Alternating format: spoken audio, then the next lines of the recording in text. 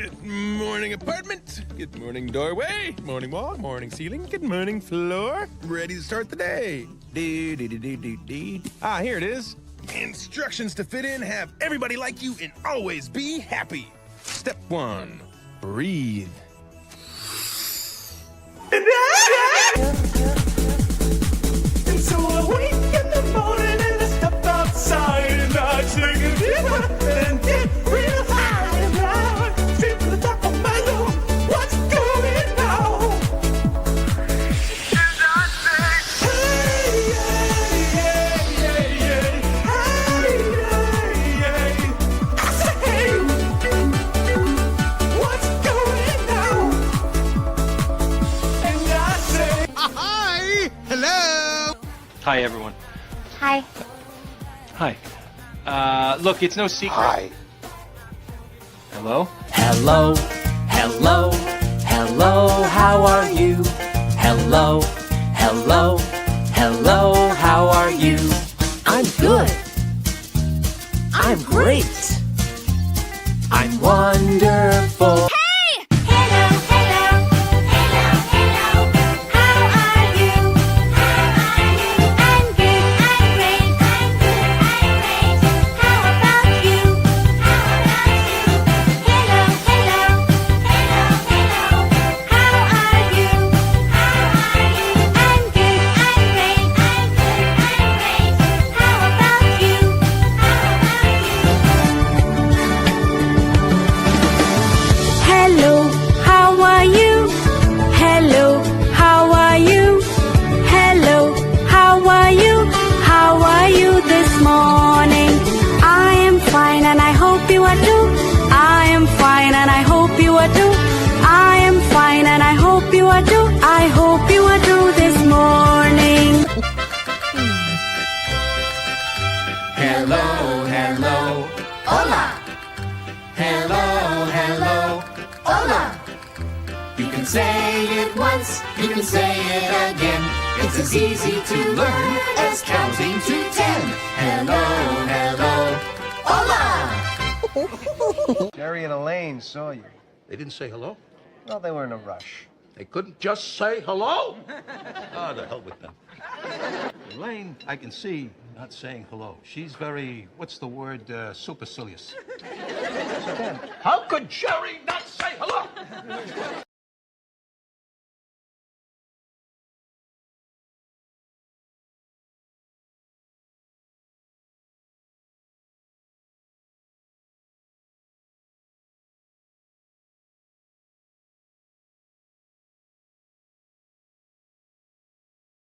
Is I muted? Cool. What's good, y'all?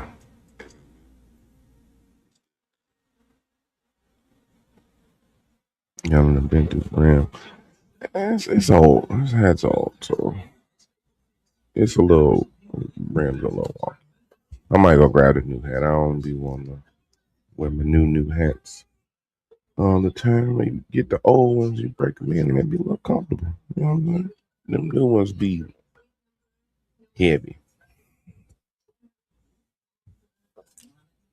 But what's good, y'all? What's good? Say be back shortly. All right, cool. All right.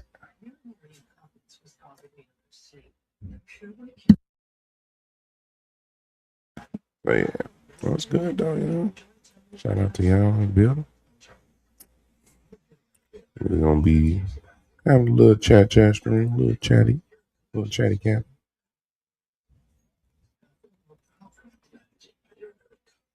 Y'all might hear the fans going on in the background because it's warm. It's one way our building set up. You know, on this side is just sun all day through this window. So it heat this room up.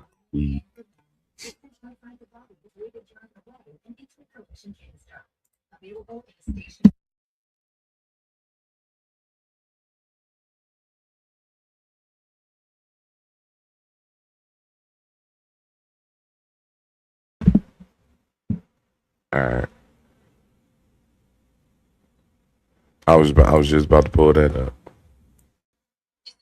Kill some time until you pull up.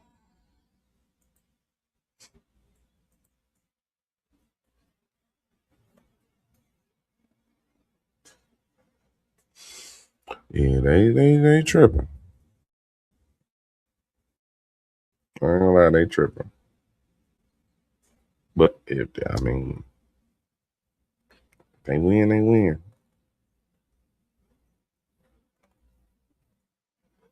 And I mean, they wouldn't be the first. They wouldn't be the first fans that crashed out in their city, man. It was like an Italian soccer team a couple weeks ago won a league, and man, they fuck that city up. So no.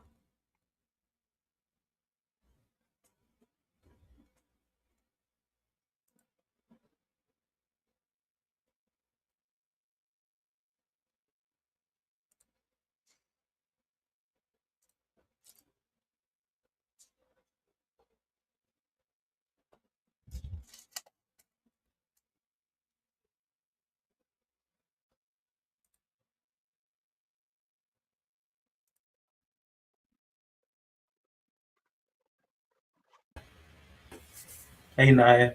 I figured I wouldn't type it. I would just come and say hello. You dirty knicker. You dirty knicker.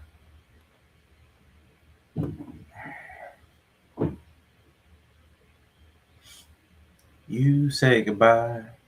I say hello. Hello, goodbye. Hello, goodbye. All right, let's see. Hold on, I'm trying to bring this shit up. Let me refresh it.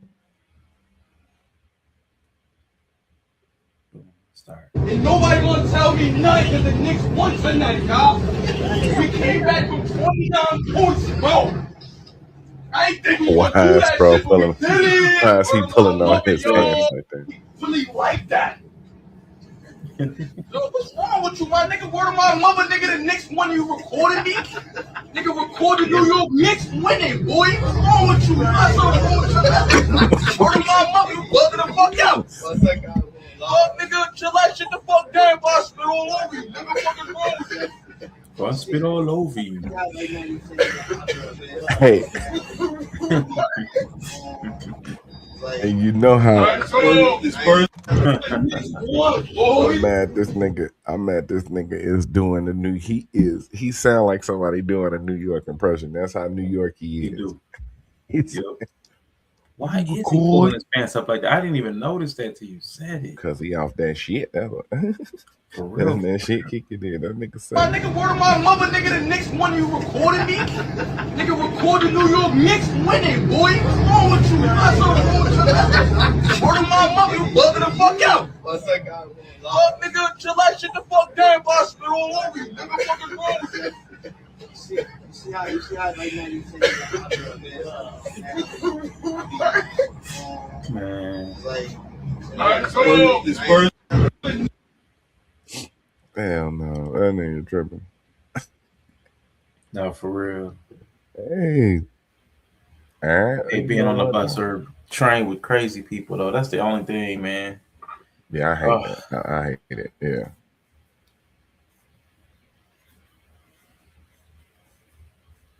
Because what was crazy part is, dude was recording, man. You should have kept turning up, man. You got an audience. You wanted the audience. Drunk nigga screaming.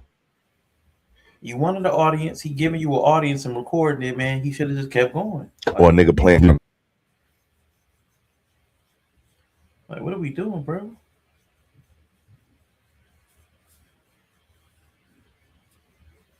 But you see, he turned around and got his ass off that bus though. Yeah, he did. He ain't really want it. He didn't. Yeah, he didn't. He walked up on that person. That person kept that phone right in his face. It's like, okay, that didn't work. No. Was it red and red on Friday? Nope. You want something, old man? You want something too, old man? No. Nope. That nigga said, no.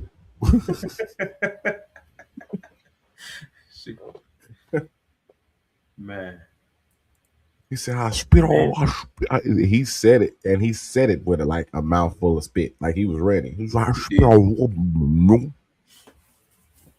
Yeah, he was trying to be intimidating, but that was crazy, man. After you were just sitting there, hiking your pants up, giving yourself a camel toe. Now you want to be. I done seen a couple of them. They wilding. It's not a good week for anybody right now. I mean, they winning, but That was a Five Guys worker that got beat up. Yeah, I saw a dude got beat up that was wearing a Spurs jersey. Okay, first trigger. yeah, Let me pull it up. This why y'all this why y'all whack. I ain't even gonna lie. This is why y'all get treated like y'all do sometimes. Yeah. This is why New York. Yeah, this is why people treat New Yorkers the way they do. I ain't even gonna lie. Because don't nobody want to hate on y'all because y'all winning. That's why I was like, okay. So remember what I said? I was like, y'all got people cheering for y'all because y'all actually got a likable team.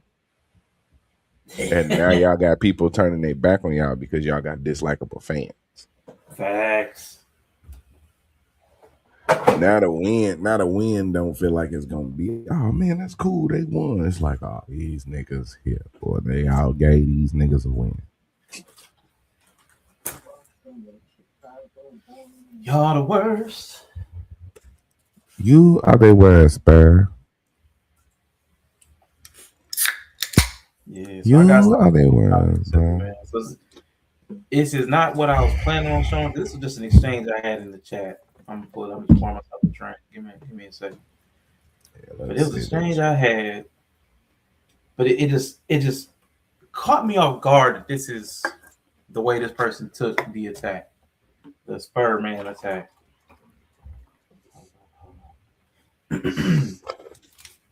Since ain't nobody got my strawberry ginger ale.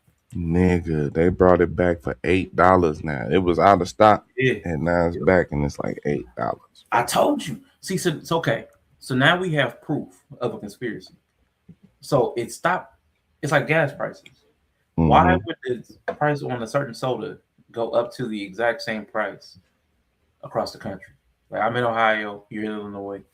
Why is that soda? But they're what is that? The cherry flavored one is $5. Nigga, nobody want that shit. I mean, so why is the other one $8? Like, okay, because it's good, nigga. Because it's crack, nigga. Because it's motherfucking crack. I done drank that shit. It's fucking dirt, nigga. It's fucking crack, nigga. That's why. Crack and weed cost two different prices. Listen, we gotta have consumer protections. There's no reason to charge $8 for a 12-pack. It's ridiculous. Nah, I did. I was finna say I immediately went back to regular ginger ale. Like, we'll wait. Yeah. So $8 for me, you, and snacks. You know what I'm saying? Mm-hmm. That's a conspiracy. Like that's a pricing conspiracy. That's a scheme, pricing scheme. So that's. But we all technically in the same region though, so it makes sense. Me and you maybe. Snacks. I don't know. Technically in the Midwest. Texarkana. Yeah. Okay. South Midwest.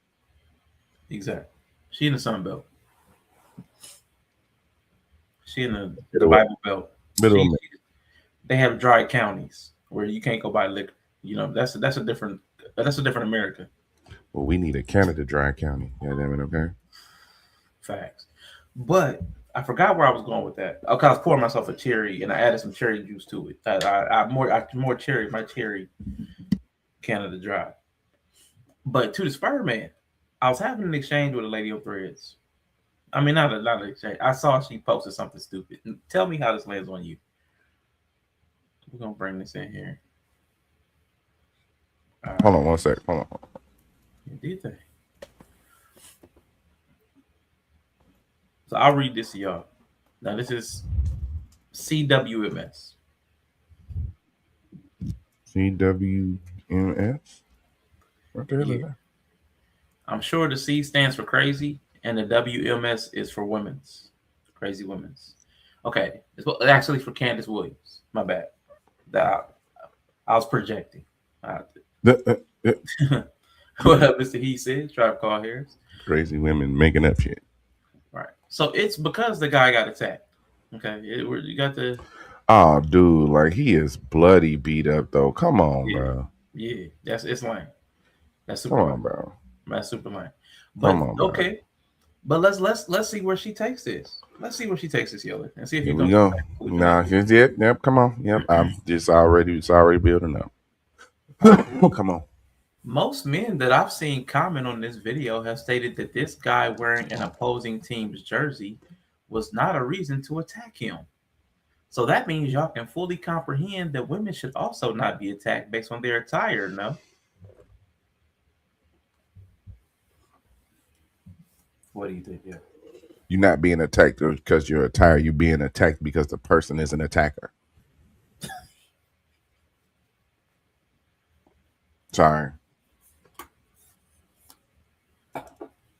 Women don't get attacked because of their attire. They get attacked because they're in proximity of attackers.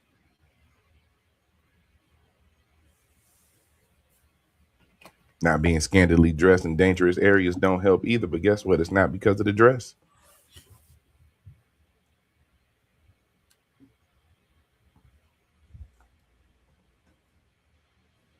He didn't deserve to get beat not only because he was wearing a Spurs jersey. He didn't deserve to get beat because it wasn't that serious. There was no reason for him to get beat down. It's a basketball game, which none of them people was involved in. Mm-hmm.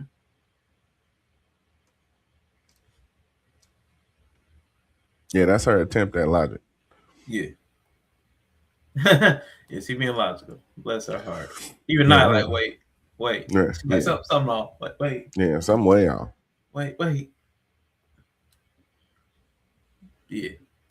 So for me, what I realized was that in the video, you see the first thing they do though? Take Spurs jersey out. Yes. I'm like, ma'am, you posted a video that proves what men talk about.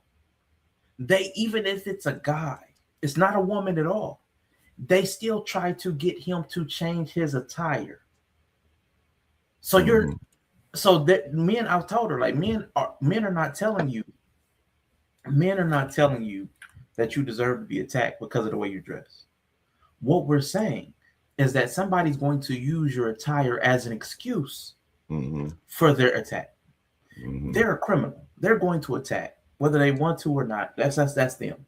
Yeah. Like the dude on the bus. So he wants to spit in your face, he will. If he won't, he won't. Depends on how crazy he is. Depends on how lawless they are. But your attire is the excuse that somebody's going to use. That's all anybody's saying. Like the dude, they took off his Spurs jersey to help him. It's not because he deserved to get attacked because he was dressed in a Spurs outfit. It's so he don't get attacked. It's the excuse that somebody's going to use. Take away the excuse that somebody's going to use. That way they have to justify doing it without any excuses. There's no rationale. There is no she's asking for it. There is no she was enticing me. There is no well, he was antagonizing me to his Spurs jersey. Take that away. That way the person has to say, I'm just going to do it because I'm a shit person. That's the thing. Yep. And I see a reason to do it. You got Spurs jersey on. You got a little dress on. It really ain't got nothing to do with what you put on. Yeah. Yeah, even dressing modest is a risk. Yeah. There is no from somebody that's crazy, there is no safety. What the dude was we just saw the bus on the bus recording a guy wilding out and he almost got attacked. Just by being on the bus and looking at a guy who's making himself a spectacle. I saw another video in New York, of course. A dude asked a guy to turn down his volume because he was playing on the boombox. And the dude on the boombox started threatening to cut him. Sounds uncomfortably familiar. Somebody's going to attack you, they will. Some sick barbaric beast may say, I want to see what's under that. Exactly. Nothing can prevent somebody else from being crazy or taking a crime of opportunity. You can't stop that. What you can do is take away some of the excuses or put barriers in between you and them. That's about all you can do. That's about all you can do. You can't stop somebody trying to break in the house. You can close the door, you can lock it, you can even barricade it. So there are things you can do, but it's not going to stop the other person's intent. There's nothing you can do about the other person's intent, which is where the problem lies.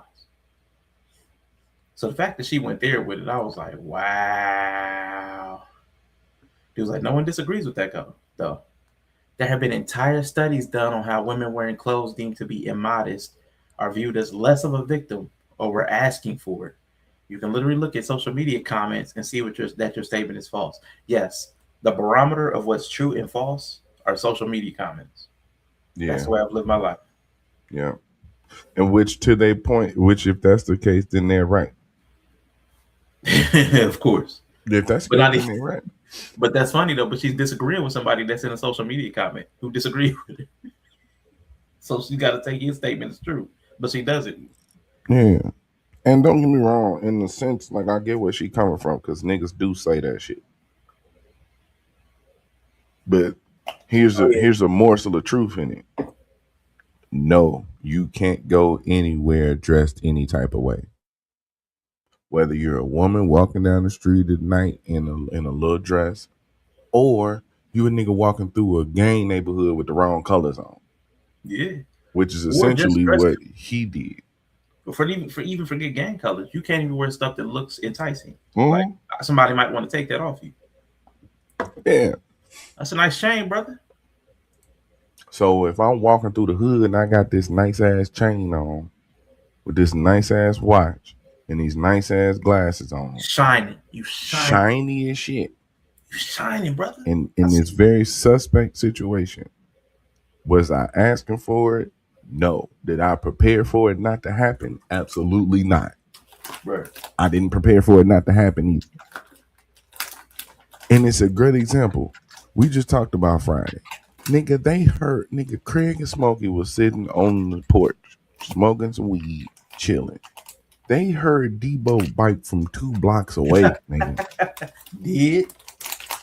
Did. And started hiding everything valuable. They at home. Minding their business. Minding their business. But they hear the danger coming. Mm-hmm. They didn't sit there and be like, I wish a motherfucker would. No, they was like, I'm gonna make sure he don't. That's basically what and guess who got they shit took?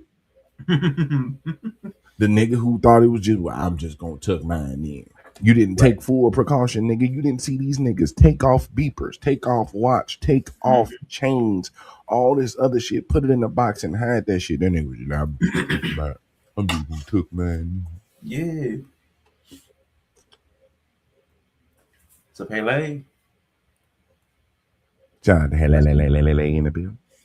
That's why I wish they could get through their heads. We're not telling them to do something that we wouldn't do ourselves. It's the same precaution that we take. Like each of the dudes. Yeah, it's just like, we're not saying you deserve to be attacked. We're just saying you have to take away somebody's excuses and mitigate somebody else's opportunities. Like, it's on you to be responsible in an environment where we know predators lurk. It seems to make sense, but it still somehow is elusive. Because it's this weird ass thing, right? Like, and I'm using them as an example, but the world does it in their own way, in certain ways, right? They expect the predators to somehow develop a conscience. Mm-hmm. Like, we as a society keep expecting bad people to eventually develop a conscience. This is not a Toni Morrison book. This is not this ain't a Tyler Perry movie. Most bad people gonna be bad people for their life. There's nothing you can do about it. Right. Like, I know I'm about to probably ramble for a second, but hold on, bucko. Like, in these cities where they doing the teen takeovers, right? Like out here in the Chicago area. Yeah, they're doing it here too. Right. So they got the teen takeovers, right? And the people in the community leaders are talking about we just got to give them different outlets. So we're going to do this. We're going to do this positive teen takeover over here. And maybe that'll bring them up. No. Bro, stop it. They not going to the teen takeovers because it ain't nothing else to do. Yeah, that's what they're inclined towards. That's what they going to do. Yeah. Y'all so naive. Bro, a teenager will go to your positive event in the morning Mess it up. and go to the fuck shit at night because that's what teenagers do. And ain't nothing bad about it. It's just they mischievous, bro. That's why they out there doing what they doing in the first Yeah. place. Yeah. So don't think just because you're well, we built this nice situation. Why didn't they come? Because that ain't what they own. Right. We had a stop the violence vigil, and somebody shot it up. Like they're looking to stir up problems. Somebody shot What was up it? the What's that? Stop What's the that thing? Violence vigil. Exactly. What's the what's that? There's a meme like, I want problems always. I Like, want problems. Always. it's that thing, man. Yeah. And at some level, we can't do nothing about it, which is why I do take my stance. It's like we show blaming the project instead of the, you know, we're blaming the test subjects. You know what I'm saying? We're blaming the controlled experiment instead of the experimenter. Yeah. But Rats in the maze. yeah, You stupid rats. we're like, you stupid rats. You're in the maze fighting. You're supposed to solve the maze. You're not supposed to fight in the maze. I don't even know what the fuck I'm doing. I'm just trying to survive. Because it's weird, right? It's like we're supposed to. Say it. Say it. Sega. We're supposed to develop experience through the years that we live. Yet every year is different. This year wasn't like last year. So what good does the experience that I've built up for the last 38 years have to do with year 39 when I'm going to experience stuff that I probably never experienced before? Mm-hmm.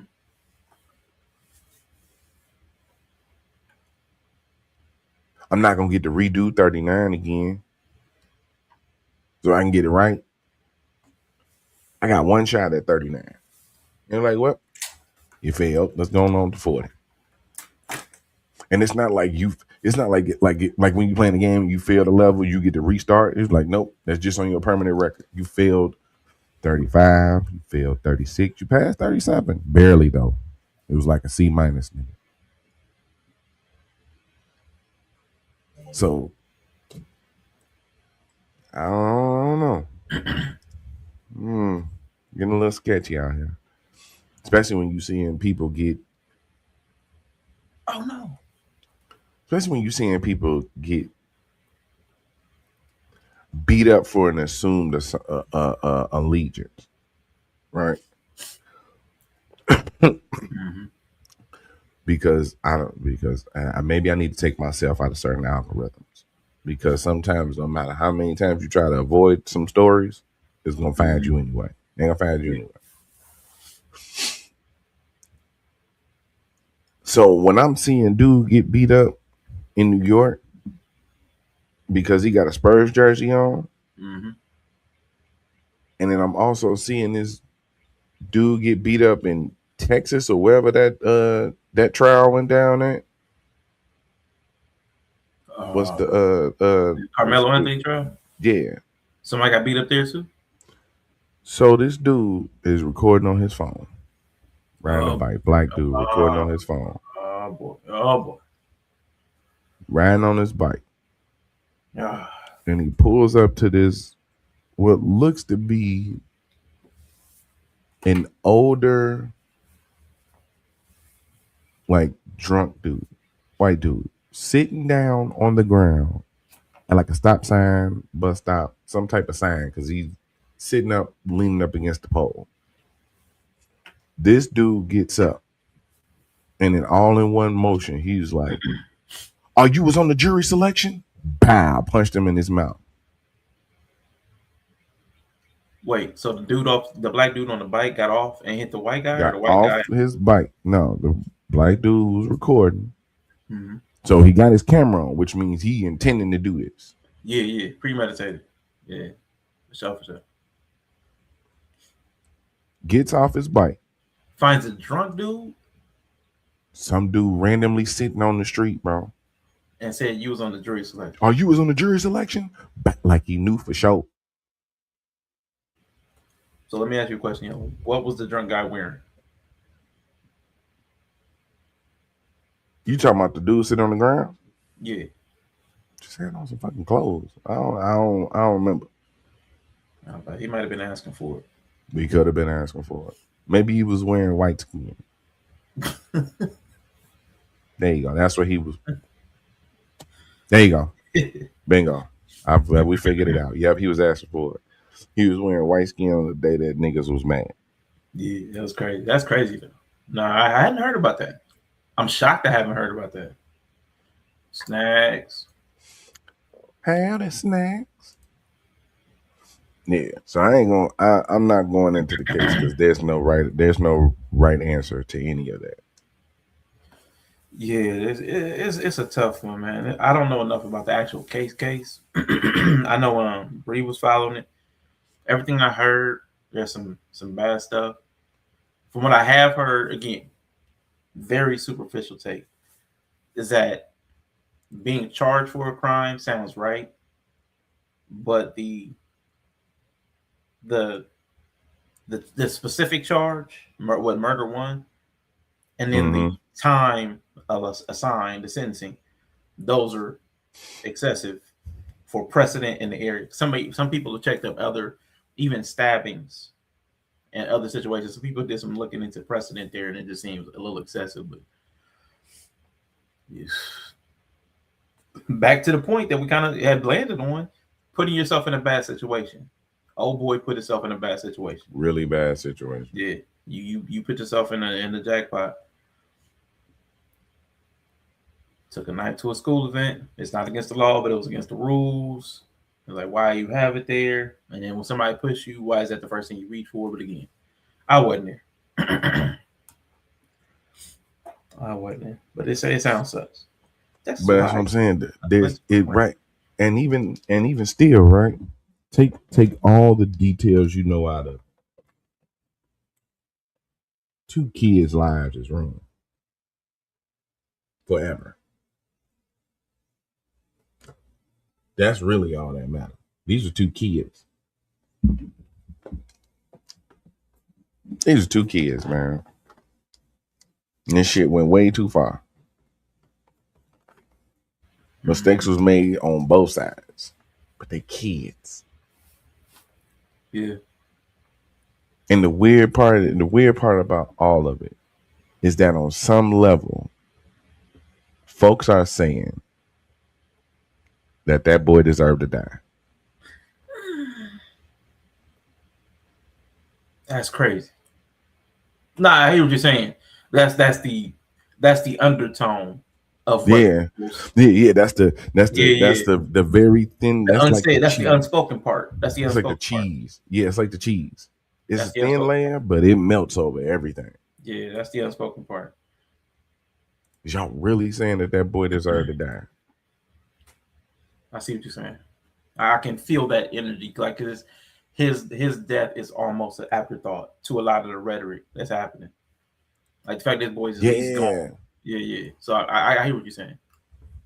Yeah. Yeah. Because I'm gonna tell you, I can see it because this feels like when the races are reversed. This feels like when everybody's saying what they have to say, but the death of a Trayvon Martin doesn't matter to the people who are talking. When the death of like when the white people are talking, and it's like they don't care about the human that was taken. So I can see what you're saying. That same dynamic is kind of playing out, but color flipped. Let me show you this shit real quick. This is crazy. Fair you. Anybody who don't like it? Do nothing fair, man. It's unfair. Totally unfair. Yeah, not the way niggas acting. Stealing your content. Taking your content. Our content now, nigga. Yeah. Pump fake, nigga. Our shit. Steal. Fuck you talking about? You should have been wearing them content glasses. You was asking for it. Fuck, nigga. Took it. Yeah. Oh, boy. All right. Check this shit out. Watch the clip. Dang, he Wasn't minded you on his jury business. selection? No, he wasn't. No, he wasn't. Seriously, no, he wasn't. He wasn't. He was on jury selection. He's a vet, dude. Oh, Wow. He's on jury selection. I ain't worried about that. You gonna die. He up on his feet though. You on jury? When you on jury? He got up on his feet though. He wasn't. You on jury selection? He's about to get his ass. You You see, on jury? you see, homie had something though. You see, he put it back on his waist. You on jury? I ain't worried Yeah, about dude almost got took. He got banger. Leave people alone. Leave people alone. He almost, man, he would have deserved it. And somebody would have been standing up for dude on the bike. Somebody would have been a dude on the bike just because he's black. He's a vet. He ain't been on jury selection. Is that a blade? He got him a little blade. Leave people alone, man. If people ain't bothering you, leave them alone.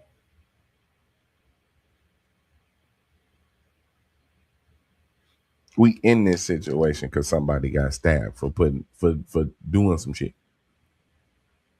Mm-hmm. Now you about to get sent over the Rainbow Bridge. Mm-hmm. Crazy, bro. Because you want to sit up here and punch this man sitting on the ground, bro. Yeah, generally, everybody got something on me. I believe it, man. And say, I believe that, which is why I also, there's a part of me, I can't blame Carmelo Anthony for having a knife. Yeah. Like, from where I come from, it makes all the sense in the world to have something to protect yourself. I don't like that the law tells too many people, or rules in certain places tells too many people not to protect yourself in a place where we know so many people are dangerous and looking to commit harm like this. So it's hard to tell people, don't carry no knife, don't bring it. So it's hard for me to now. The thing is, like Pops from Friday, since Friday is going to become a probably recurring thing, a theme in here. Let's go.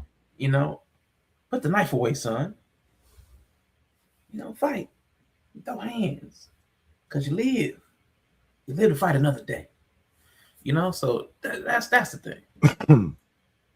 Yeah, because he never told Craig not to fight. Yeah. He never told him not to fight. You defend yourself, son, but you got to understand. You got to understand the level that you're trying to play at right now. Mm-hmm.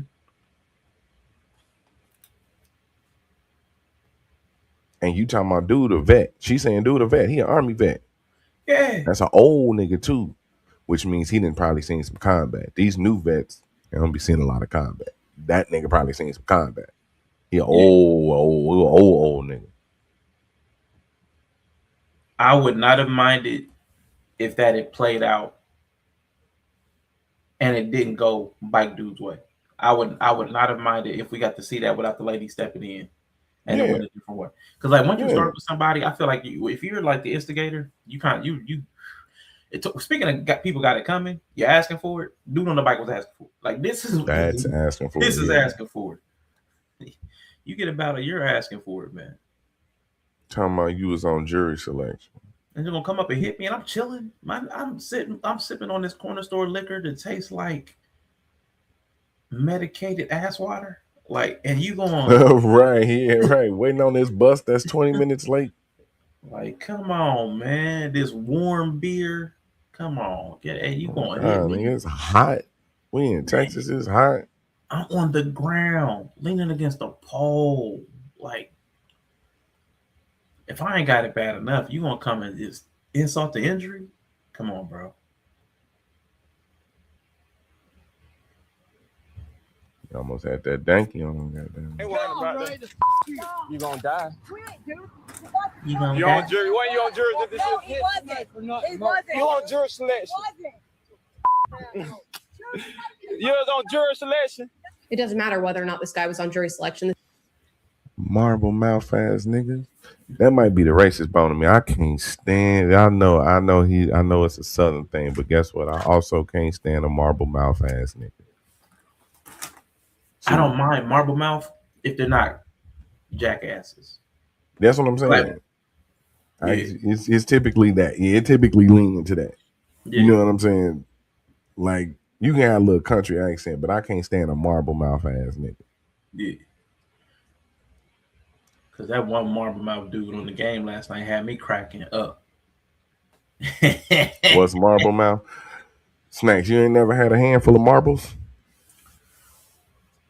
And just they all kind of just yeah.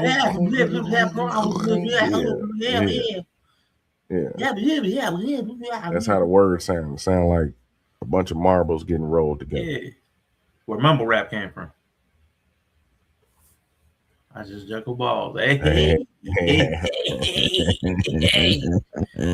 Keep on doing what you do. Keep doing right now. Hey. Fucking go. All right.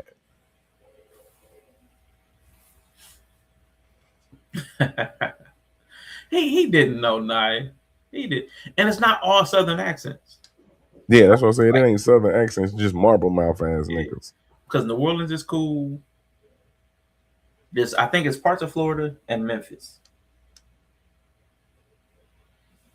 I think it's parts of Florida and Memphis. Now we talked so glowingly about your accent. You couldn't have thought we was talking about your accent. Not your Southern Belle. Not you with the Southern Belle. And shout out to Naya and also the Bronx. I'm sorry. Yeah, New York. There you go. That's them some great ass fucking accents too. Sorry, it ain't Brooklyn. It ain't Brooklyn. It ain't Spanish Harlem or Harlem.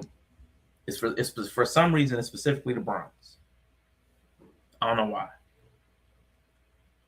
It definitely ain't NY. It definitely ain't Manhattan. Because Brooklyn, for some reason, they super clear. They are super clear. But boy, the Bronx people, like they are. You know what I'm saying? Yeah. Bastard. You know what I'm saying? Shout out to my dude, though. He was funny. New York marble mouth sound wild. Exactly. Sometimes. Oh. Sometimes. Not for Anthony, not for Carmelo Anthony. Oh.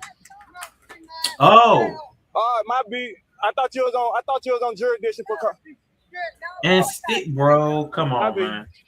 My B that I. Right, he talking about some. Oh, my bad. The wrong people be getting it, man. The wrong people be getting it. Dude, I say it all the time. Right, for real. I say that shit all the time. Police brutality finds the wrong people. Yeah. There's supposed to be something for that. And it just don't never encounter the right people. Mm-hmm.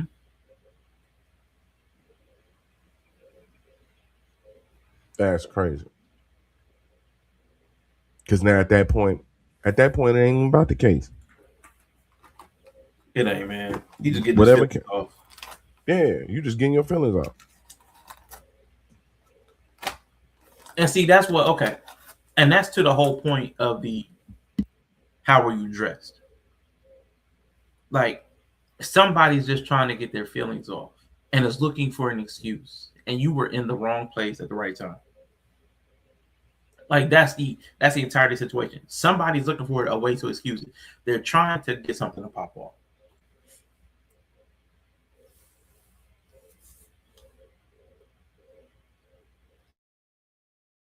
Yeah, that's weird.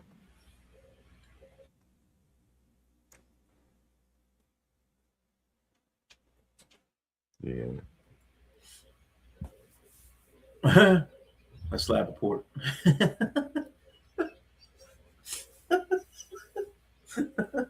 Like a slab of pork. Yeah, he didn't and notice that dude he looks defenseless.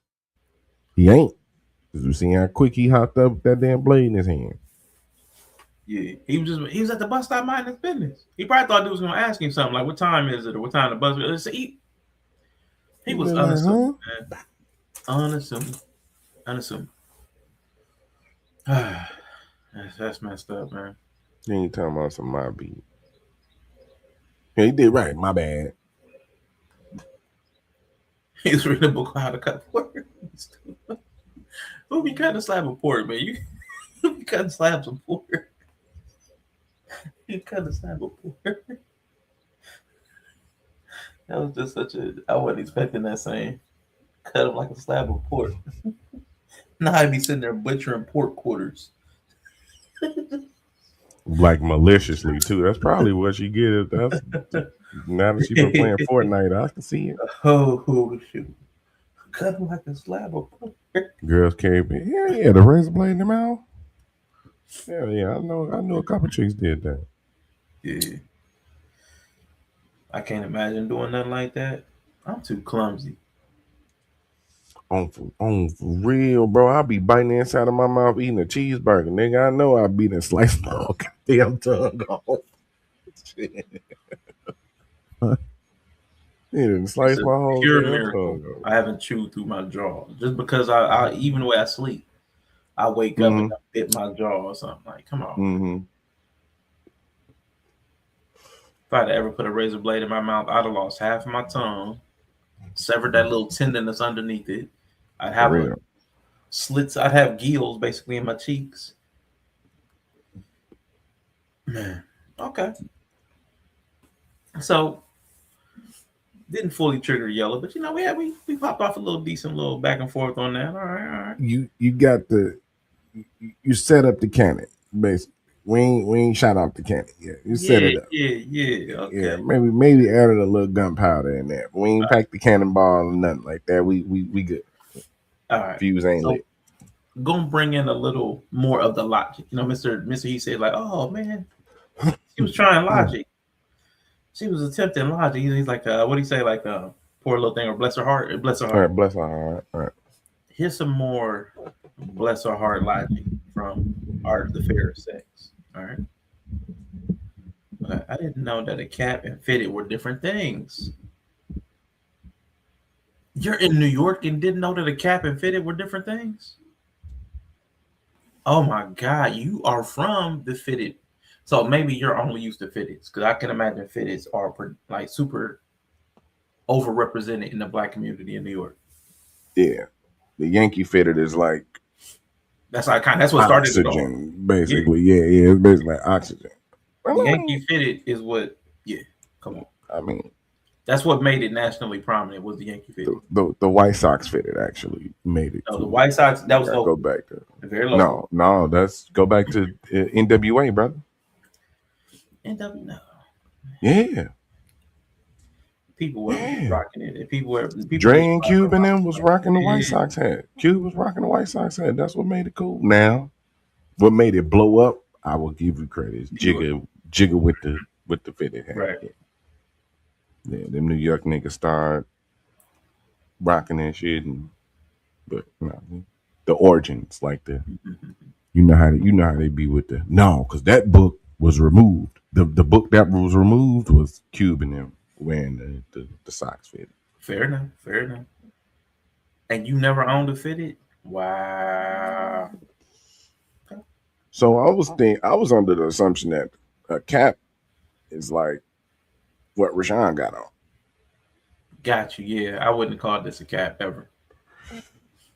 Like, but now they were stocking caps. Now they were like stocking caps. Yeah, anything that's a top is kind of a cap. You know, I get it. You know what I'm saying? Yeah. But I would have not have called it a cap. It would have been like even though it doesn't have the ties, it would have been like a do-rag or something. We wouldn't have called it. It would have been a beanie. Somebody might have called it a do-rag. But right. That's why I would have called that a cap, like a wave cap. Yeah, wave cap. But they wouldn't have just out here. I would say regionally, we wouldn't have called it cap because cap is associated with other things. Yeah, like an actual material hat. Like even if it's like the dapper hat, like a men's hat, like a fedora or new they call that a cap. Yeah. Yeah, now that's real. And yes, that's in the title. We're going to try to. I mean, get his blood pressure up. That's all. It's basically like Rusev Day. It's every day. Absolutely. You know what I'm saying? So absolutely. But we're just celebrating Rusev Day. So. Yeah. Happy Juneteenth, everybody. You know, it's like over the course of the next 8 days. Happy Juneteenth. So you don't wear hats with buttons? I have one now. Oh wow! Oh, she's really trying to trick you. So I said she got a septum ring. Didn't move me. I actually like them. Let's go. I like the look. Yeah. Now, if you a weirdo, The people, then that's there's a lot of the people that get them. The airy fairies, new age. It's that. yeah. Yeah. Don't get twisted. That shit look good. It Yeah. just be attached to the wrong people. I prefer a fitted. I prefer a fitted. The snapback can have too many drawbacks to it. Because if it's Yeah, at I the don't wrong like snapback size, because I gotta go ahead.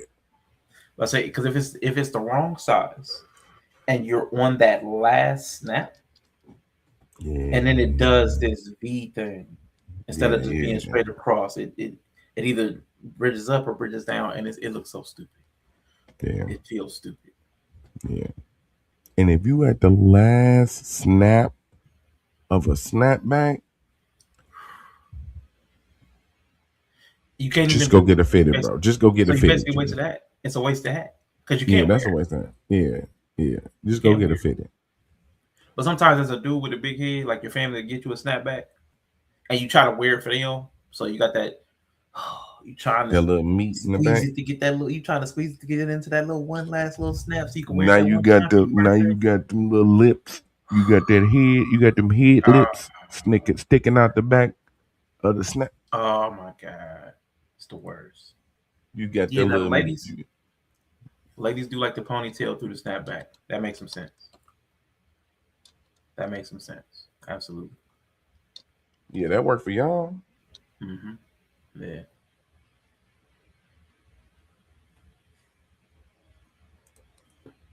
I think he's trying to bring up a picture. I gotta feel I it. am. You know me. I gotta have Hat a lips. visual. It's the hat lips. It's the hat lips, man. It's dude. No, that is the worst. If y'all have ever seen that, I probably ain't gonna be able to find it because I wouldn't know what to Google. That's the Hat same. lips. Hat lips. Yeah, snapback hat lips.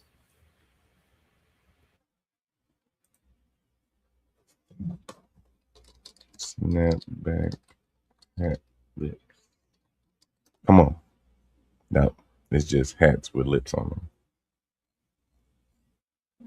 Because it's essentially hot dog neck, but contained inside the mouth of the Yeah. Bro, it looked weird. snap. Oh, I like that. Oh, little bear's hat with some lips on it. That was poor timing for him saying he liked that, wasn't it? That was really poor timing, yo. Yeah, it was. Whatever. Beef link neck. Whatever. Smoked turkey links. Yeah, okay. Smoked turkey neck head. So nah. That might have triggered me a little bit. I ain't gonna lie. Snapbacks is stupid.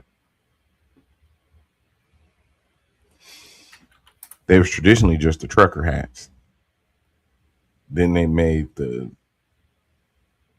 5950s, or not the 5950s. They made the new era snapbacks, and it's just the 5950 with the snap on it, and it's weird. Okay, maybe I'm getting a little triggered right now for the wrong thing. That's hilarious.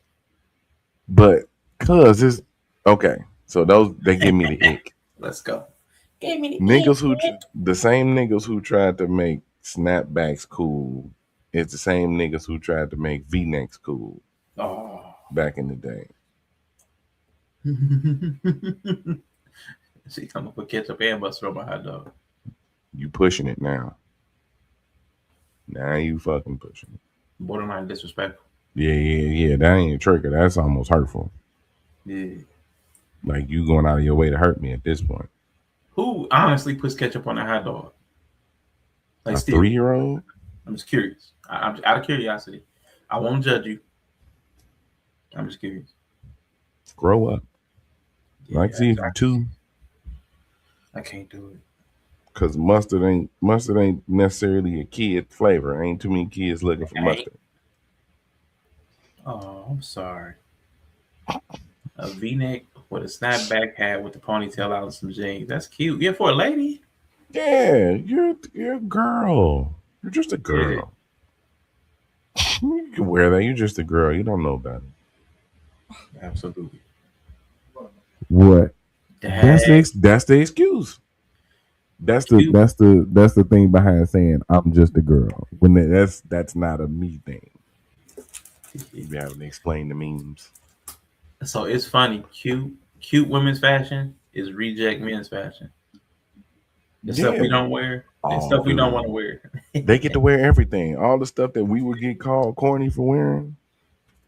Big colorful track suits and Oh my windbreakers God, and penny loafers. penny loafers, dude. They could Oh dress my however. God, yeah. That's why I've I used to always like like a I girl in penny understand. loafers. Like I understand the search for clothes sometimes could be tough.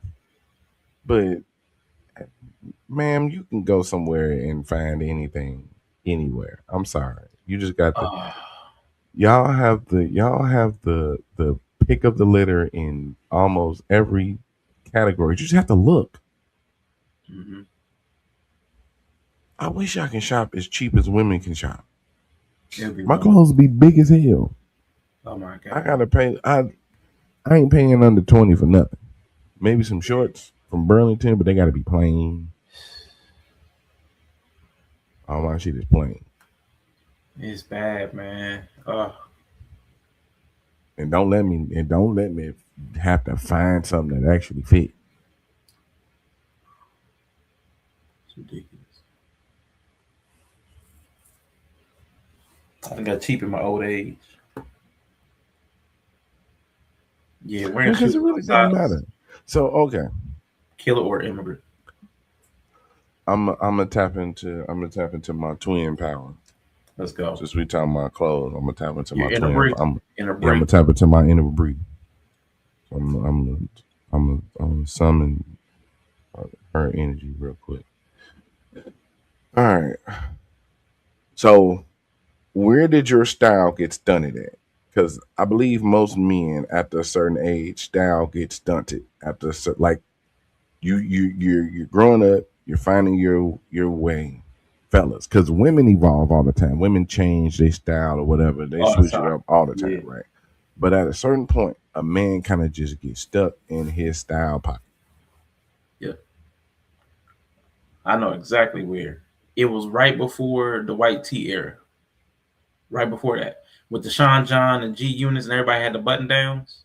Right, Right before. right, Like that's me. right, That was my pocket. right. And you But it still was there. like, yeah, because I refused. Like I love button downs. And then the style caught up to me, and then it left me. Mm-hmm. But I was gonna stay there for Okay. Okay. So you was there and then you had a season yeah, where you was yeah, right on. You was yeah, like, yeah, I've trained yeah. for this. It was like playing your I've number. It's really like playing your number, and then when it finally mm-hmm. hit, I was like, yes. And Mm-hmm. the Sean Johns, the Mark Echoes, and it was beautiful.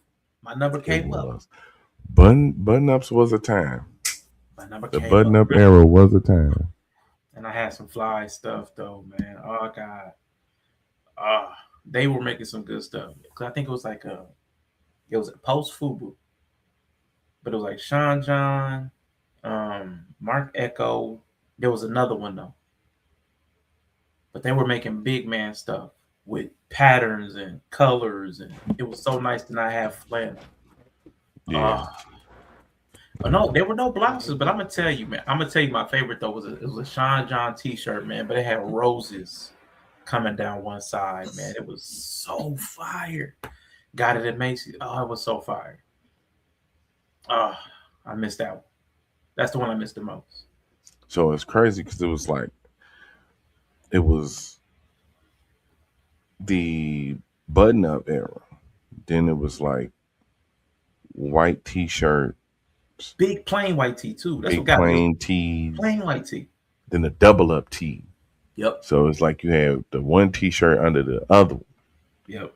We was out here struggling in 90-degree heat with two big ass shirts on. I cheated the system. I cut sleeves off. Whichever ones I was wearing underneath, like my color shirts, I would cut the sleeves off them joints. I was cheating the game. I wasn't finna be out here sweating Yeah. like that. White tee era was too much for me. But they started selling them everywhere though. I mean, that was the only good thing about that era was white tees were available everywhere. White tees and black tees, Everywhere. It was corner beautiful. stores, drive It was through. mm-hmm. It doesn't matter hair shop. No matter where you It went, was you could get a beautiful. And they was large white or $5. black tee anywhere. $5. Doesn't matter. Oil man, oil lady. They got white Mm-hmm. tee in large sizes. And the big sizes, bro. You know how hard it is to find a plain white tee? I quit going to big man shops because it was easier to find tees my size in the hood. In the hood, yeah, yep. Yeah. Yep. It was crazy. I go to the corner store, get a bootleg movie and 2 white tees or a white tee and a black tee. Oh, nigga, we had a store. Nigga, we had a store. You can go in there, you can go get a t-shirt. You can go get some drawers. Don't you say can you go had a get some bundle. socks. Don't tell me they have bundles. Hold on, nigga. Yeah, you can get a little bundle. You can get a little bundle, little hookup. Nigga, and they had couch cushions. They had these big. I'll never forget this place. Hold on. Because they had to do. Hold on. Wait. Hold on. You gonna describe this place to me? Hold on, nigga. You gonna describe this place? Hold on, Bucko. Wait a minute. Give me the Vincent band. Wait a minute. Hold on to the table, nigga. Y'all better grab on to something. You can get t-shirt, draw, socks, and 2 couch cushions. Get ready for this story. What up, Bubba? Best pillows I've ever bought was from this store. Best pillows I ever bought. They was damn near couch pillows, but they wasn't. They was huge. They was big and fluffy. They never went flat. They made the perfect, bro. When I say never went flat, never went flat, bro. It was the perfect pillow, and it was from Little Hood store. And they sold everything, like all kinds of random stuff? Everything, nigga. Groceries, everything, nigga. It was There's a spot out here called Roses. That's they're like that. I used to go there, but it's got too janky. Like they were like a bigger store called Odd Lots. They just had random, like they had odd lots of things. Like they had, but Roses was like the hood version of that. They had, you can go in there and just get everything. Like you said, groceries. If you wanted a kids jump rope, like they just had random stuff. Yep. Oh my god. Yep. You want some chips and nice cheese? clothes. You can get some in there, motherfucker. Some nice clothes, yeah. Mm-hmm. Trip me out, man. Yeah, man. So we ain't got the hood stores no more. So fellas in the chat, when did y'all style get stunted? And have y'all tried to evolve? I would say mine got stunted in the I basically stunted in the cargo and graphic tee era. Okay. So somewhere around Yep. let's see. Somewhere around like 09 to like 2012. Yeah. See, I definitely wasn't going into the not the cargo. What's the one that came out? What's the ones with the bandit bottoms? I keep wanting to call them jumpers. They're not jumpers, joggers. The joggers, yeah, that's what I'm at. Okay. Do greatest thing ever. Cargo joggers, bro. Never. Sign me up, G. Sign me up. Yeah, Sign. Can't go with you. Me MLK. I can't go there. I can't get there with you. Can't get there with you. That's all right, nigga. I don't want you to come with me because we probably wear the same size. Get your ass out the way. Move, nigga. We just talking about you can't find shit. Athletic wear 2018. Okay. I'm trying to wear baggy pants now. Come on, man. Yeah, bro. When I say okay, so look, when I say I found the brand, so I'm cheap nigga. So Burlington is definitely my place. If you a cheap big nigga, Burlington is your place. Sneaky good. Sneaky good.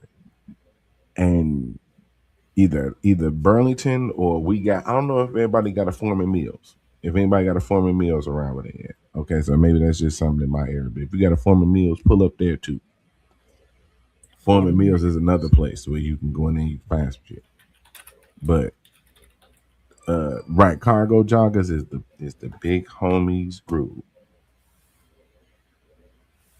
You know what I'm saying? Okay, so we got Foreman Mills in Cleveland, Toledo, and Dayton. Just not around Columbus. Yeah. I'd have to go at least 80 miles to get to a Foreman Mills. Dang. Man, bro. It'll be worth it. Amen. He said it'd be worth it. Oh, Navy always has some deals. See, I'm can't fuck with Old Navy though. Too Size. big. Yeah. Too big. So I can't do Old Navy. I can't do Ross. I can't do like TJ Maxx. I can't do Kohl's. Can't do none of that.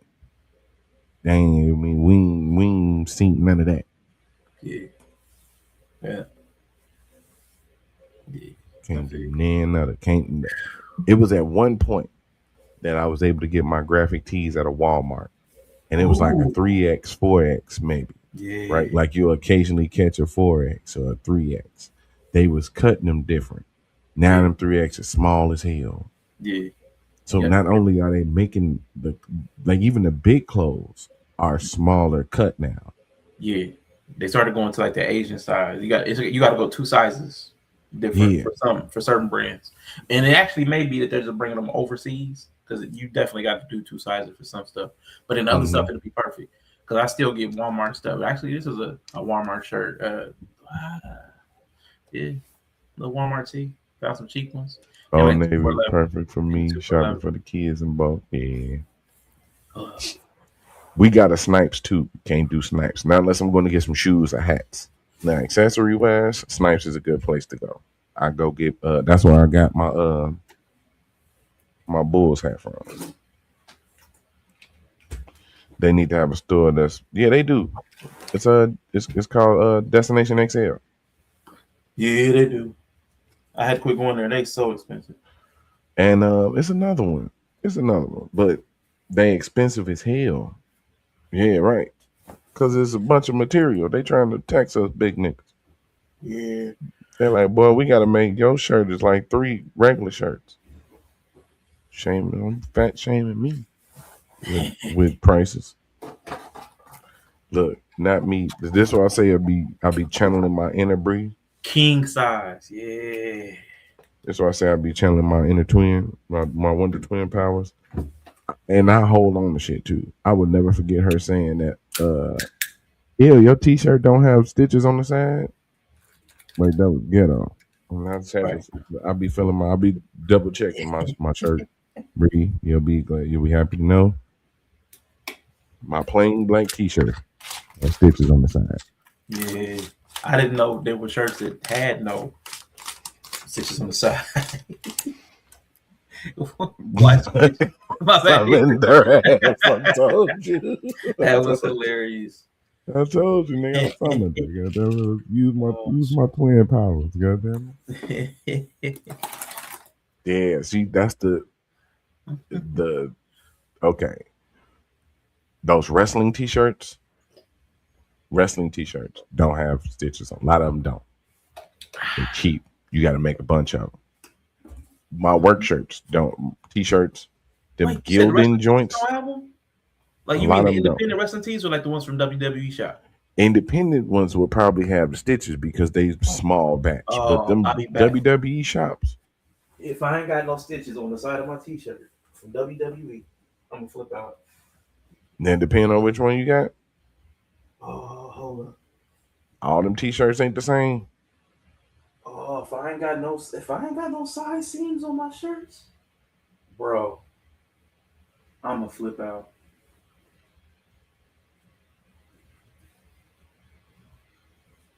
I got this. I need to. I ain't got no side seam on my shirt. Wait a minute. Wait, hold on. Told you. Where the other one at? Hold on. Dust ass nigga, right? Oh no. But they wrestling tees, so they gotta be cheap. No. They gotta save money because they making a bunch of them. They selling them to a whole bunch of people. See, I triggered him before he triggered me. Oh no.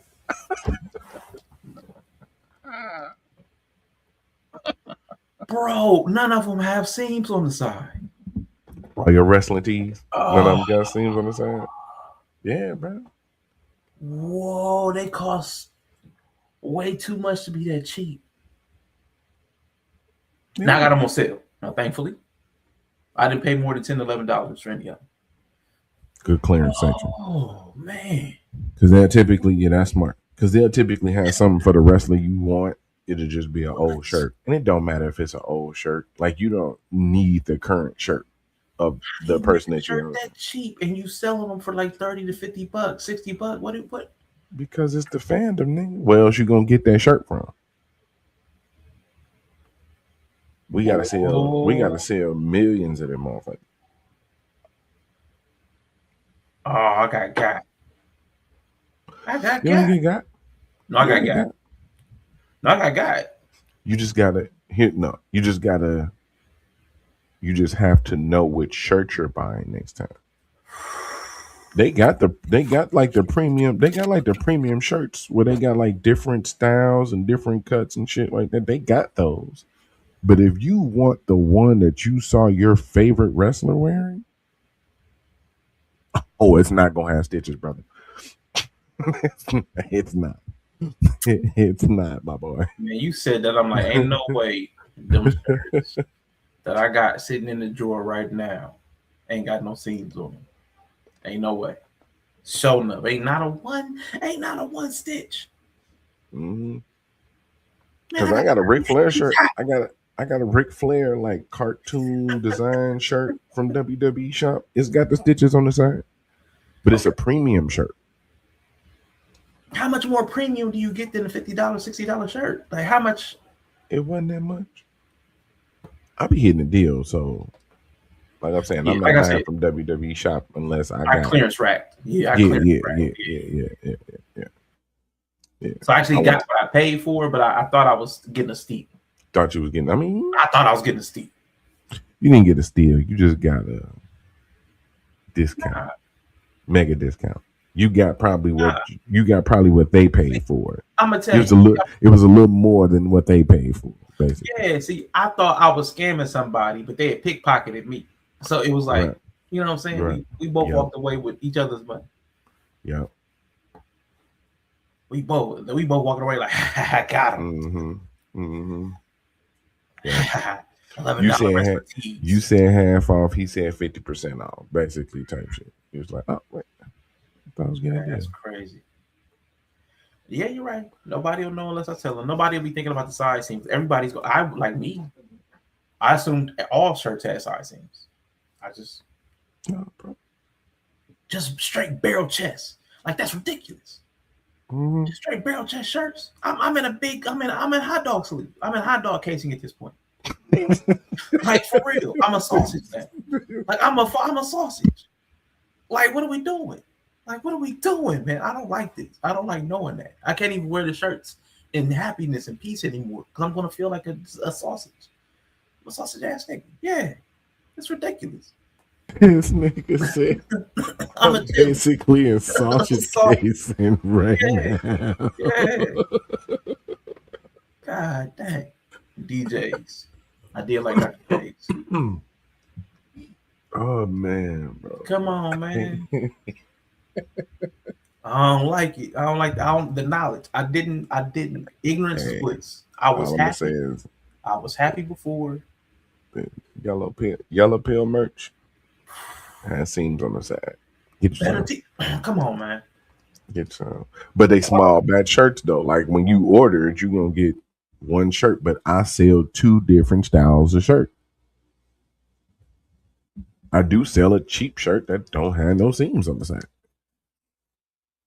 Do you? Which one? I think mine. Wait a minute. It's the cheap one. Hold on. It's the cheap one. I bought it. I hated it. Hold on. I hated that shirt. Cause I got those close by too. I swear to God, man. I swear to God. Hold on. I swear for Jesus. I swear for God. I swear for Jesus. I swear for God. If you got me. One of these ain't got a seam on the side. We about to fight. Bring it on, sucker. We about to fight. Man, please, man, have a side seam. Bro, okay, side seam. Okay. Yeah. We good on the white one. You bought the premium shirts. Okay, side scene. All right, we got side scene. Yeah, you Okay, bought the good. premium shirts. The collar's a little thicker too, ain't it? Oh, this one, the Yeah, black one. yeah, I've never had this. Collar's a tank. yeah, I could run over this collar in a tank. It will hold up. yeah. Now, this one, this collar, it's okay. Yeah, it ain't the great. Yeah, It's the white okay. ones a little sus. Yeah, yeah. It's okay. Yeah. But it's like most white t-shirts. Most white t-shirts just weak. Yeah. That's why they only really survive. That black t-shirt, that collar is impeccable. Sturdy. It's a sturdy guy. See, I stand behind my product. Right? I stand behind my product. Wait, like Tyler Shane, see if I can trigger Yella again, but in turn I'm triggered, so this stream is really about me. Man, listen. That's what you get when you go messing with people. You never know when it's gonna turn on you. Once you engage, you can't control the engagement. Yeah. Yeah, I know what you're getting yourself into. Man. Me too. Me too. I think I might need to refresh the whole store. Because you can have the version ones like y'all got now, but then I need to drop the other ones with all the links and all that other stuff. I could probably take the coffee thing out because I'm here to make an announcement. I'm no longer drinking coffee. Oh, wow. Yeah. This is tea. Okay. Wait. And I'm only drinking that because I'm like congested. Green capsule tea, Corp. Yeah, we can always change it back to green capsule tea. That was dope. But yeah, I'm dropping the coffee, letting the coffee go. Quantum. Yeah. So that was funny too, because when you started the whole coffee thing, you didn't drink coffee. I mean, I was a coffee drinker, but lightweight coffee drinker. Yeah, I'm not saying, but you weren't a coffee drinker. You could drink coffee, but you weren't a coffee drinker. I definitely turned into the meme. I started living the gimmick. It was great though. Yeah. Like I enjoyed it. You had a run. I enjoyed it. It was fun. It was fun. But I remember during the exchange, you were like, I'm not really a coffee drinker. I take my caffeine through soda. Yeah. It's definitely the preferred mode of transportation. It's some strawberry ginger ale. You know what I'm saying? Which I don't even think it's got caffeine in it. Nope. But it just gives you a little jolt. That strawberry. Let's boost the joy. Flavor. Yeah. So we're getting a revamp then. I mean, I could still be the coffee company. You know what I'm saying? Are you going to add some designs, or are you going to change things? Like, what's the actual? Because you said you're going to make it. What's the full announcement? You no longer drink coffee, but does that translate into merch? Because you were talking about merch when you said the announcement. No, I'm just going to update it with like more of the links. You know what I'm saying? Other stuff where you can kind of find me. Probably take the saying off and stuff like that. Ooh, okay. Yeah, utilize the back of the shirt for more stuff. Okay. You know what I'm saying? I don't really have nothing. I don't know. Hold on. Maybe we can finally get that Yellow Pill Coffee Kawaii for the Culture collab. I can see one of my little characters.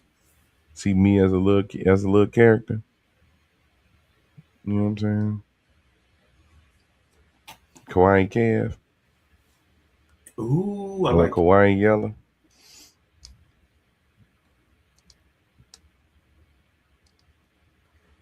Why is she waving 3 colors?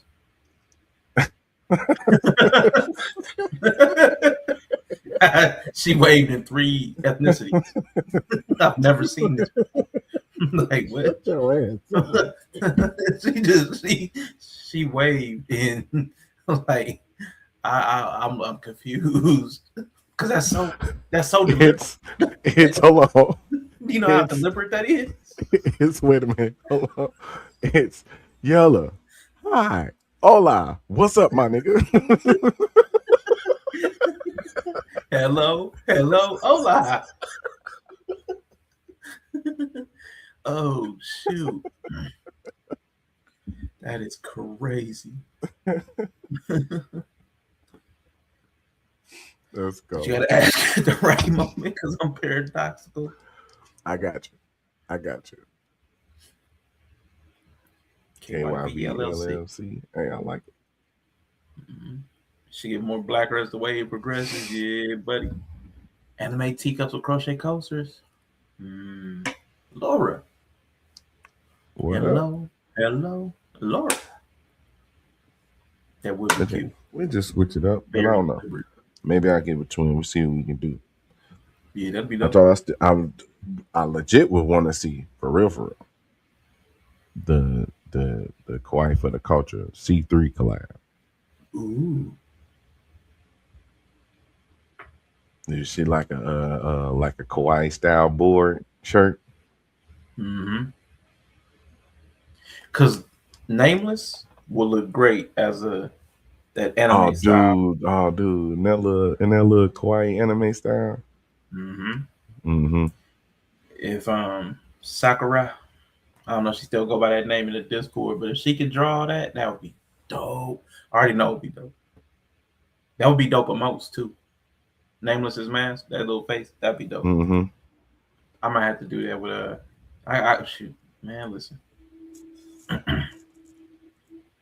They all wrote down. They're in the live. That's the beautiful thing about recording stuff. We can always go back and go check it out. Yeah, I'll write you down. I don't. I actually just started using the notes app in my phone, maybe like a year ago, when I was writing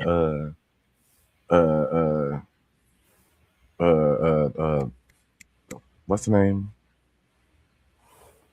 What? Because you won't do it. You won't write nothing down. Oh yeah, that's right. I didn't write nothing down. He don't. He refused. My bad. I'm about to say the comments. Go, you do it.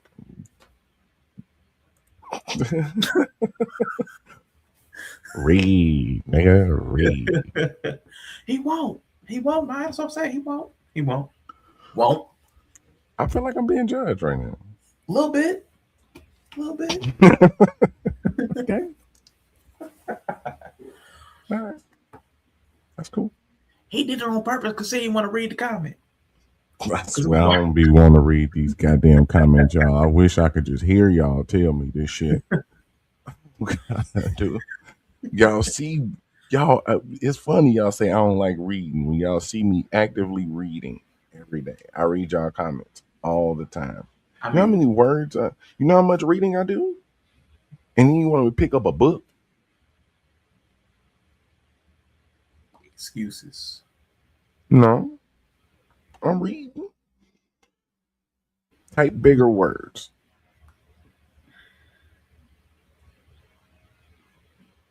There you go. Hello. Hola. Yeah. Hi. Hola. What's up, my nigga? For real. That was funny. I like it though. Don't put us to the test.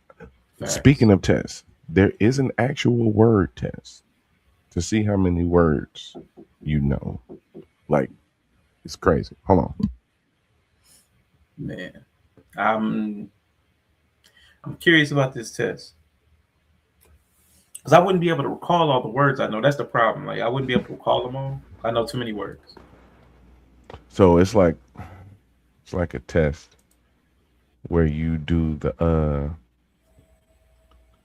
I don't know if it's a speed test or not. But it's like a test of like 100 words. Okay. And they give you multiple choice on the definition. Because knowing the word and knowing the definition, two different things. What I'm saying? Two different things. So yeah, I like that. I think I would do pretty good. I probably would get like a 70 72 to 88, depending on, you know. I would Yeah, get above so average. they progressive. It's like 20 words per section. And they get progressively harder. Okay. Okay. So that they go up to like intermediate master words. Okay. All right. So Yeah, we should try that out. That'd be dope. I like that concept. And Naya, though, I swear to God, when we were playing that Scrabble game and she pulled out that one word, Naya pulled out some word I have never come across. And she scored so many points. She scored like 40 something points on this one word. It was ridiculous. And I still don't know what the word means. And it wasn't even long. That's the worst part. It wasn't even that crazy. It was like, I can't even. It was crazy. It was some kind of medical word. But she actively deals with new words on the daily. Does she?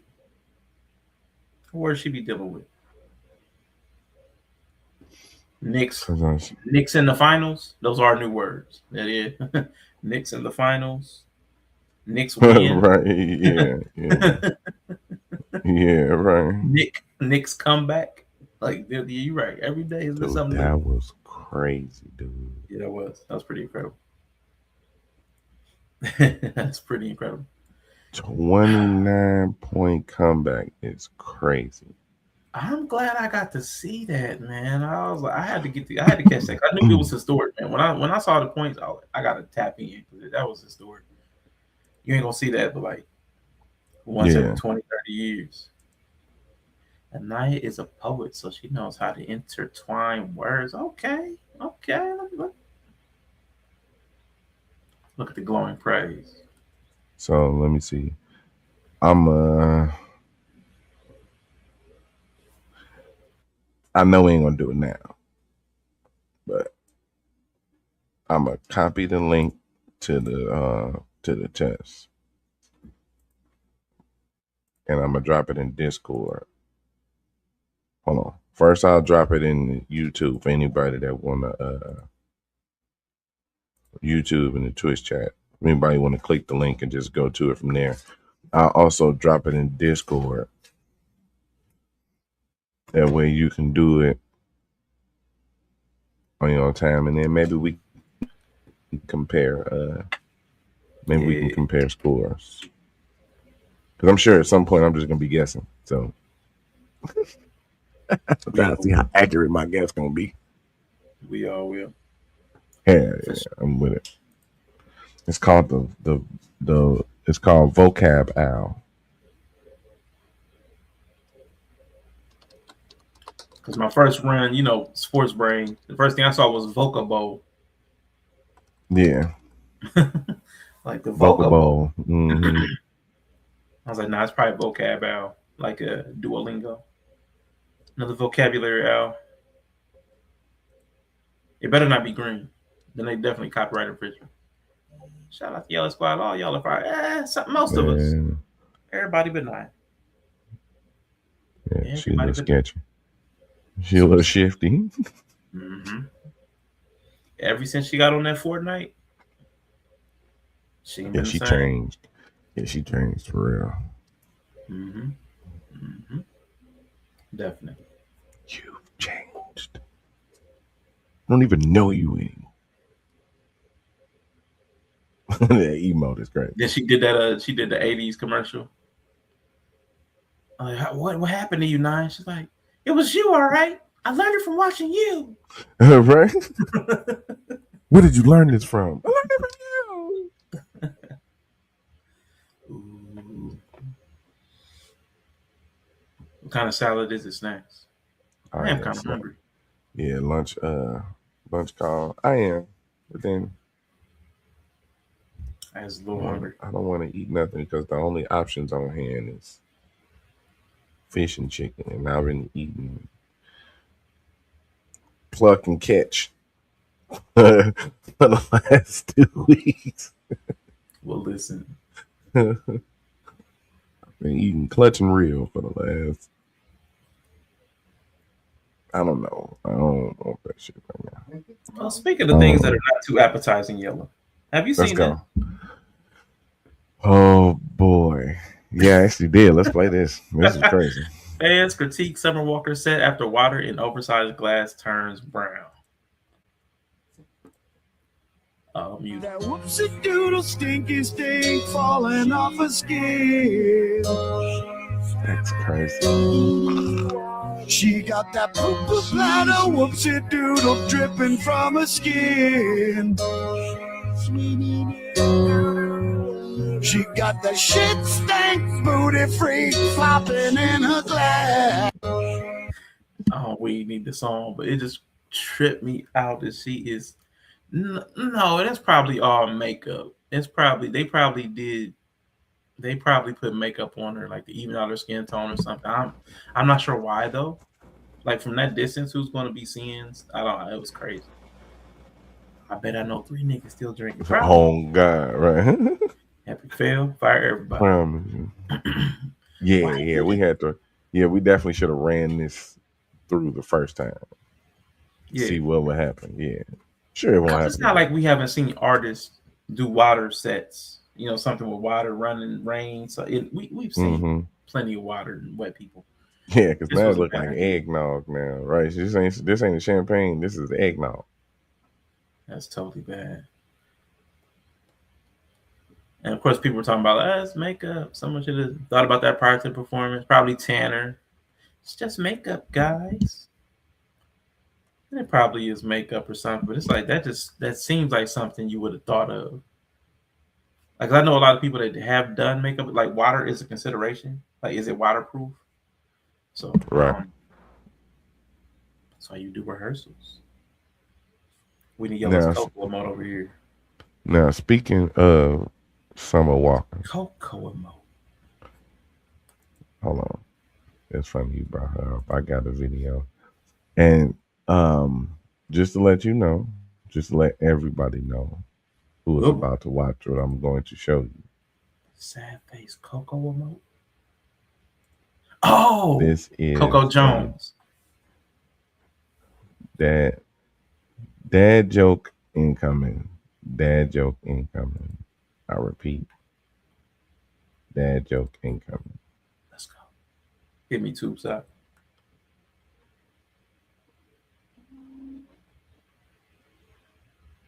You know what? Let me see. Hold on.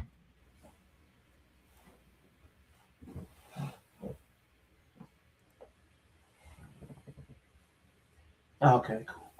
We good.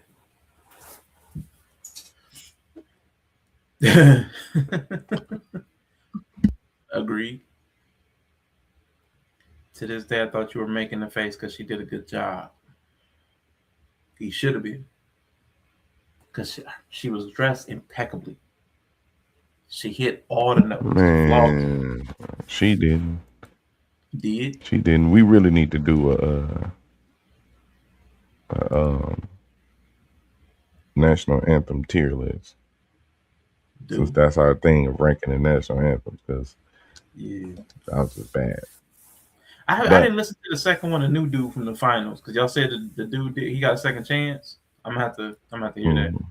He hit me with the chicken. So I don't know if y'all can see that. And we need Fergie for y'all. So it's let me see if I can play it. This is Summer Walker spotted walking alone at 3 a.m. in Chicago. What's up, What's up?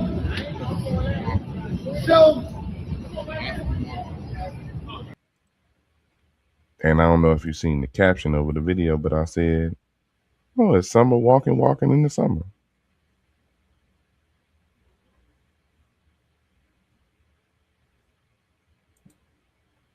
I mean, ain't that what she's supposed to do? Yeah, I'm here all week. Yeah, Summer walking in the summer.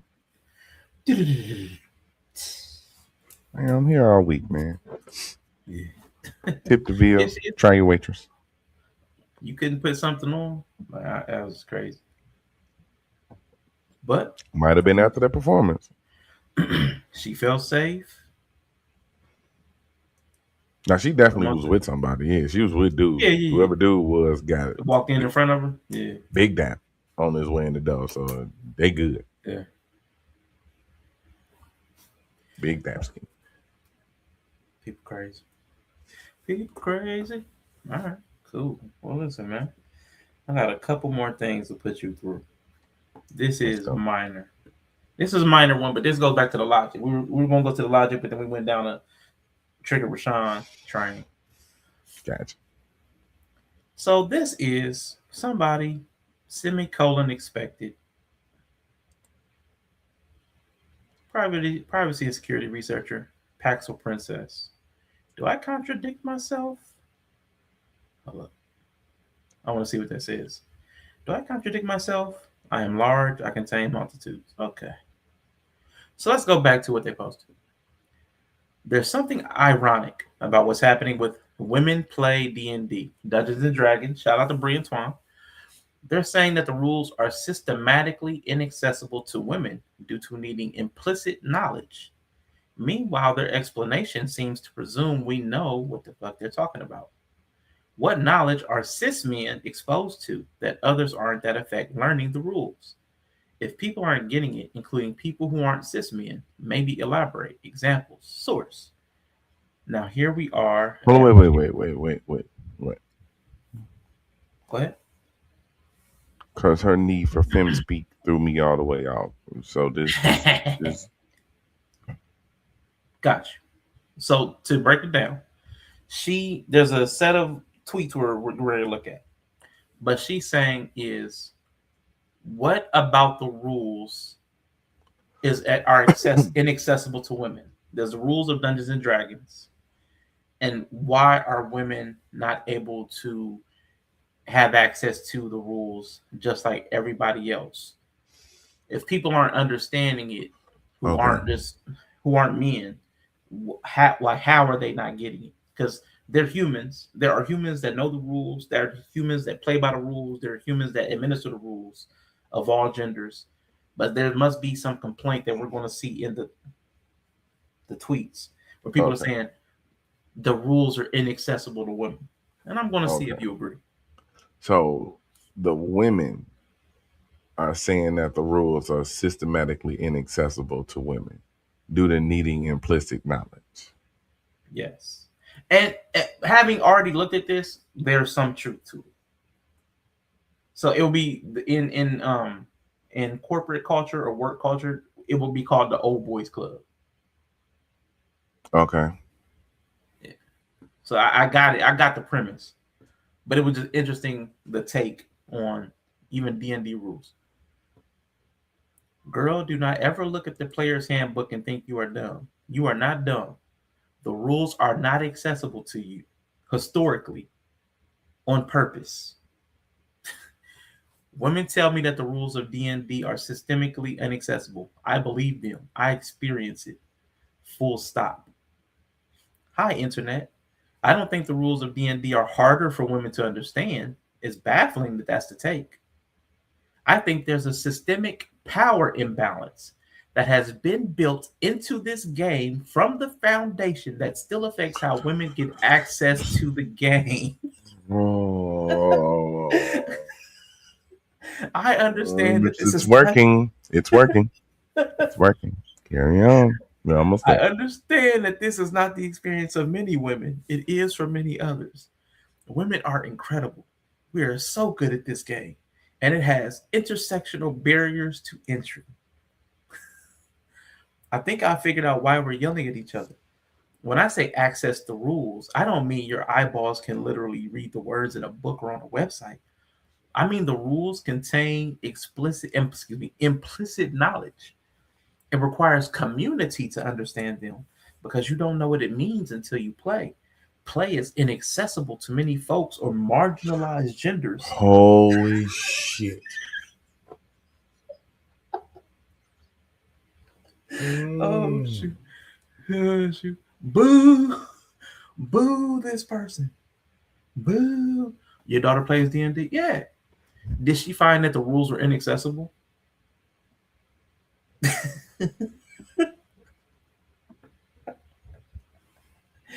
Yo, I love it though. I thought it was crazy that somebody turned this into systemic gender, was it sexist, just systemic sexism. I was like, wow, that's a take. That the Dungeons and Dragons rules were meant to exclude women and marginalize genders.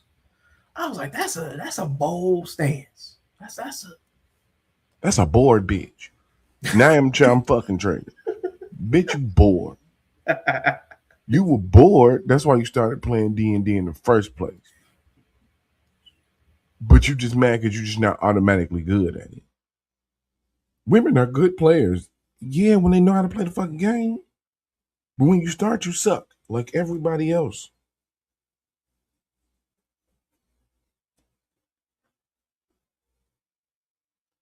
You need a dungeon. That's the name of the exactly. You need a dungeon master. She's fun and she's excited with this. So I'm gonna say no. Okay. You kind of need a dungeon master to really guide it. And see, that's what I'm saying. I agree. It's like video games. I would say it's like the video game community. It was inherently male. And when women want to get into it, a lot of times if you're going to take part in any community, it's going to be through men. And that comes with whatever men bring. So I could see, yes. So I could see there being some barriers to accessibility that they would feel because of the way that they are, as Brie calls it, being perceived because they're female. Because you're a fucking noob. Because you're here day one trying to jump in a game that niggas been playing like 40 years. Mm-hmm. And you wondering why you don't know the minute details of the game that would make you really extra good. You want to come in and you want somebody to teach you the meta first day. You want to be able to just pick up the meta first day. But because you can't pick up the meta first day, now it's like the whole game was tailored to be against a marginalized gender. Guess what? The fan base of this game has always been a marginalized gender. These same chicks who are hashtag women play D&D, 20 years ago, y'all wasn't even checking for niggas playing D&D. Y'all didn't care what motherfuckers who was playing D&D was doing. Y'all wasn't doing it. Y'all had y'all own assessments and judgments. And it, like Bree saying, white and musty, some nerd ass niggas in their fucking basement. Mm-hmm. That's why if you see the perception of D&D in the first season of Stranger Things, that's how people perceive D&D. That was very accurate. They treated them group of kids like they were some outcasts because they were some weirdos sitting in the basement playing D&D. Mm-hmm. It's always been that way till more recently. Always been that way until people wanted to actually figure out, oh shit, that looks fun. Let me join in it. But this is also why I would see why you wouldn't get let into that fucking community because you're making it weird because you don't know how to play the game. Yeah. Now you want to say the rules of the game that have been started long before you even thought it was cool enough to play are now just this thing that's been tailored against women. Yeah. Oh, I'm sorry. The game where you can be a genderless orc with powers to teleport and raise up plants. We needed to hide that from you, right? They needed to make sure that they get that they gatekeep that from you, right? This is oppression. Where you can a game where you can literally be anything. Just so it's fucking stupid, and that's why I'm triggered at. Now you got me fucking triggered. It's fucking stupid because you just suck. And this is how people act when they're bad at things nowadays. It's not that you're bad; it's that the system is set up to where you can't be good at it. No, you're just fucking bad at it. Yeah. Learn and get good, noob. Shout out to Bree. Get good, noob. Yeah, that's facts. Because I was definitely getting oppressed on NBA 2K until I fought for my civil rights and developed the jumper. Because you had to learn the meta of the game. That's why this nigga was talking about this ain't basketball. I had to tell him, nigga, because you're not playing basketball. You playing NBA 2K. You playing NBA 2K. It ain't the same. It's not. This ain't the same. I needed a Dungeon Master. I needed Exactly. Yella. I needed Watts. I needed a few people. All of them was telling me the exact same thing. This ain't what you think it is. This ain't what you think it is, brother. And there's sometimes, and I'm gonna go ahead and maybe this is where I'll reach out. This is where I'll reach and dislocate my shoulder with a reach, right? Let's go. You know why they probably think that way? Because they think that they're better than the traditional fan and player of D&D. So they think that they was just supposed to walk in and pick it up so easily, like the shit was supposed to be so accessible. It was just supposed to be so easy because I'm truly better than the people who play this game.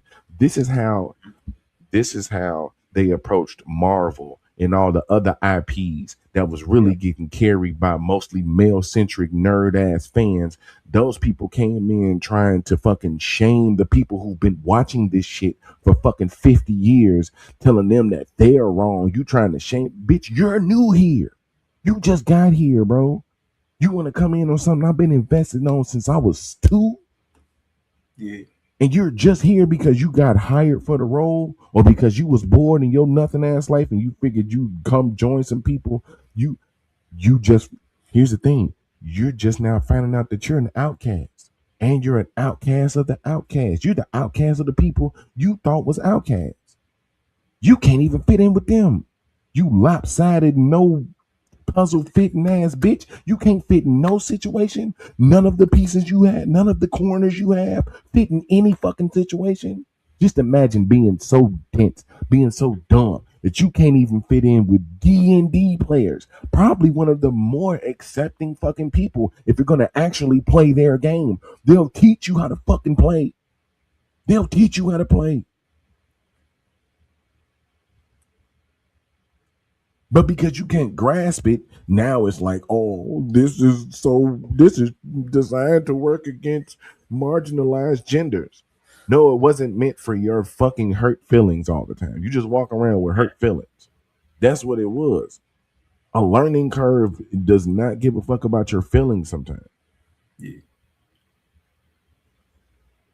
This kind of sounds like, oh my God, there's no opportunities for women in the workforce. No, because you want to be the CEO, grandmaster of the whole goddamn company. It's plenty of opportunities if you want to climb in a dirty ass hole and dig the ditches. What you did was try to go down in the fucking sewers and got mad because it ain't cushy. You tried to go work with the sewage people, thinking you was gonna have the same type of experience that somebody in Fortune 500 was gonna have. You want the learning curve to just work for you. Mm-hmm.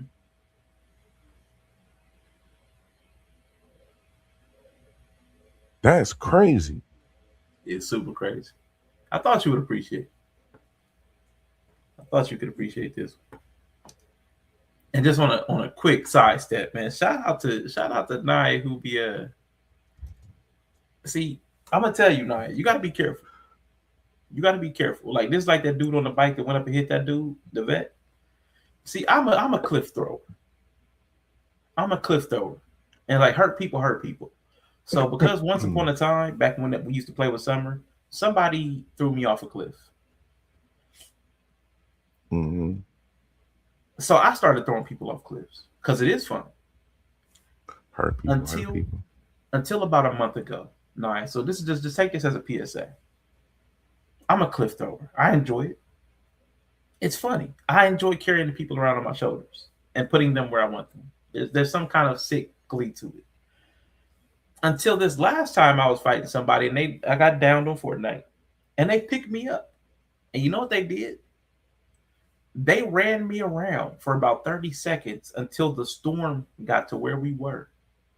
And then they threw me off a cliff into the storm. They escalated the cliff throw to not just a cliff throw, but a cliff storm throw so that I died and it rained all of my gifts, as you call them, into the storm. Was just glittery gold gifts falling into the storm. And that was my last visual. And that was the last time I threw anybody off a cliff. It was Sky. Yeah. So yeah. Sky. Yeah. So I'm giving an eye ammunition. Yeah, she might. Yella as a passed on a rent need 2 white brains.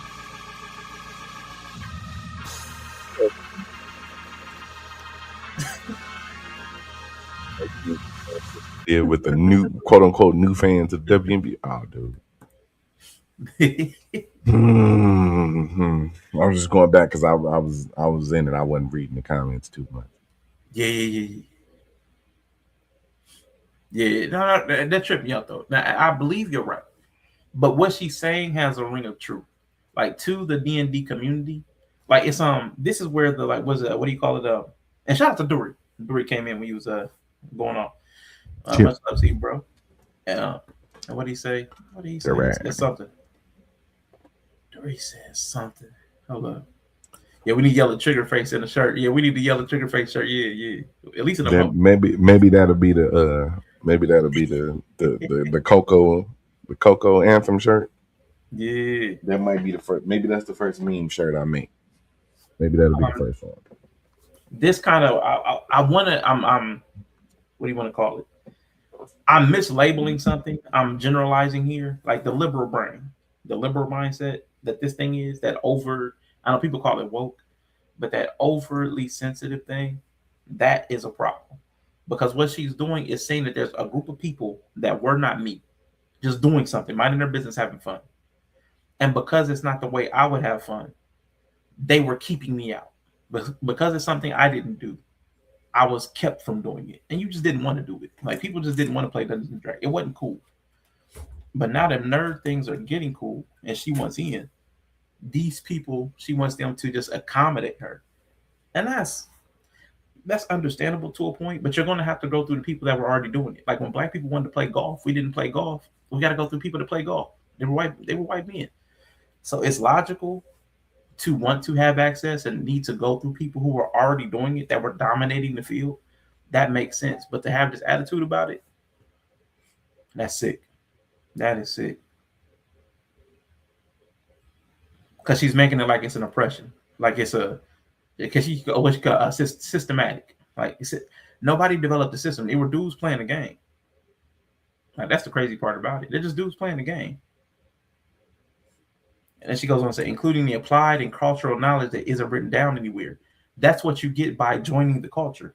You'll get the implied and cultural knowledge by being a part of the group. They'll express that to you. You'll learn it through context. I know lots of you don't agree. I'm sorry I yelled at you on the internet and snapped. I don't feel good about it. I mislaid some big feelings, and that's not on you. I was like, that is crazy.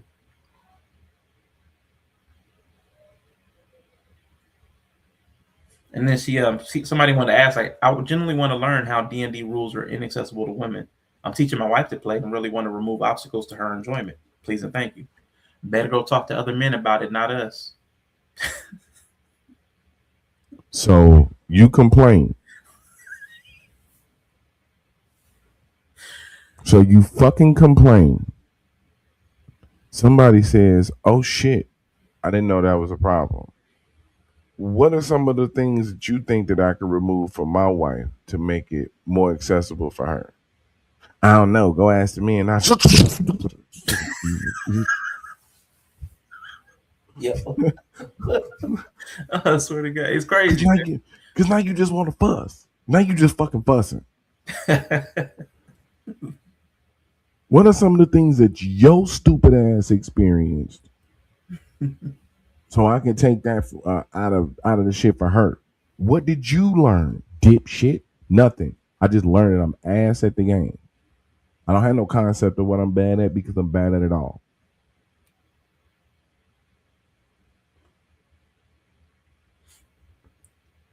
And it's even worse because he's the white cis het male that she's talking about, knows the culture and the implicit rules. Right. And when he's saying what's a barrier is between what I know and what you want to know, go talk to other men about it. I'm the man you talk to, dumbass. So she has now become the systematic barrier to the access she wants, because when it was offered to her, somebody that could remove the barriers and remove it for other women, she said, go talk to other men. Go reinforce the male to male knowledge loop. Do not let me in or your wife. Like this is how that sick brain works. It's ridiculous. I mean, there's no real good label to put on it, but it's that super liberal. I don't know what that is. I hate it. We need a word for it. Go ask the other blind mouse for directions. And she's like, I don't educate men. I educate other genders. But you don't know anything. You're asking to get educated. When men ask me, just do you all this because you ass at D&D, bro? yeah, man. It's crazy. It's crazy. All this because you couldn't pick up a game that you just started playing like 3 weeks ago. I might be a closet misogynist. It's okay, man. That's what I tell people all the time. We all have all the isms. I'm willing to admit it. I'm a misogynist. I'm a misandrist. I'm a racist. I'm all of the things. It's not even a closet. I put it all out for full display. We all have it in us. Just everybody doesn't know it's there. Because what she's saying in all this, what's implicit in everything she's saying is, I hate me. Yeah, that's basically what it is. Because why would you want men to teach you? Yeah, I don't educate men, but you want them to educate you. You want them to teach you about the culture and imply rules, but you won't educate them. And then when he's in the position you're talking about of being an educator, he asks you, how am I keeping you out? I want to let my wife in. How can I let you and her in? Go talk to other men.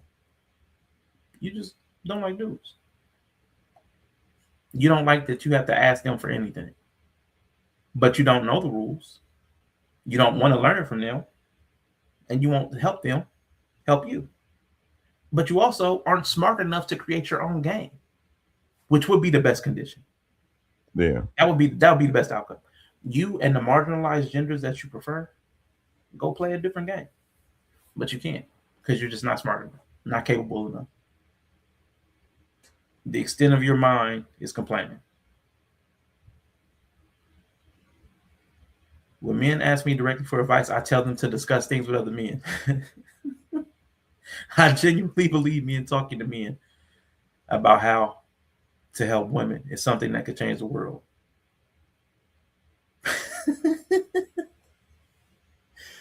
Men talking to men about how to help women could change the world. But as soon as they say you can't have an abortion on your own, that's a problem. It's crazy. So what you hear is they want a woman should be a voice in the room. It shouldn't be men talking to men deciding what women need. But now, because she refuses to engage with men because she hates them, she's saying the men should talk to men and do what's best for us. Yeah, yep. Do what's best. Yep. And what's best for you is, bitch, don't play. Just go over there. So go the fuck away. Go do something else. That's crazy. Go. But this is psychotic. Go scissor. Go scissor with somebody.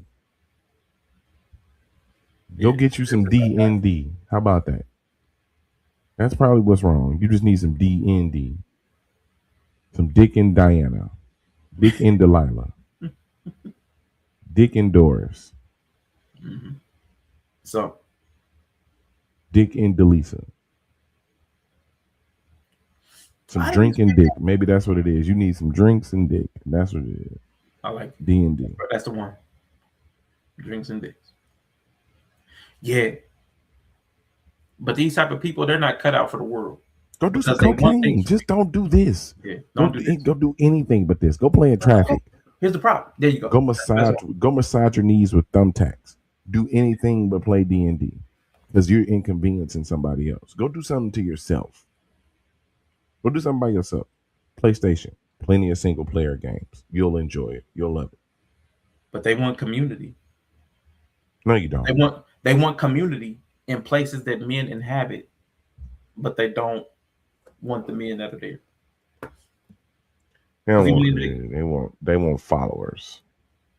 That's what her name is. Women play D&D. because you want to be the one who speaks up for all women that play D&D. That's why you're out here trying to educate. But how you gonna educate and you can't even understand the handbook?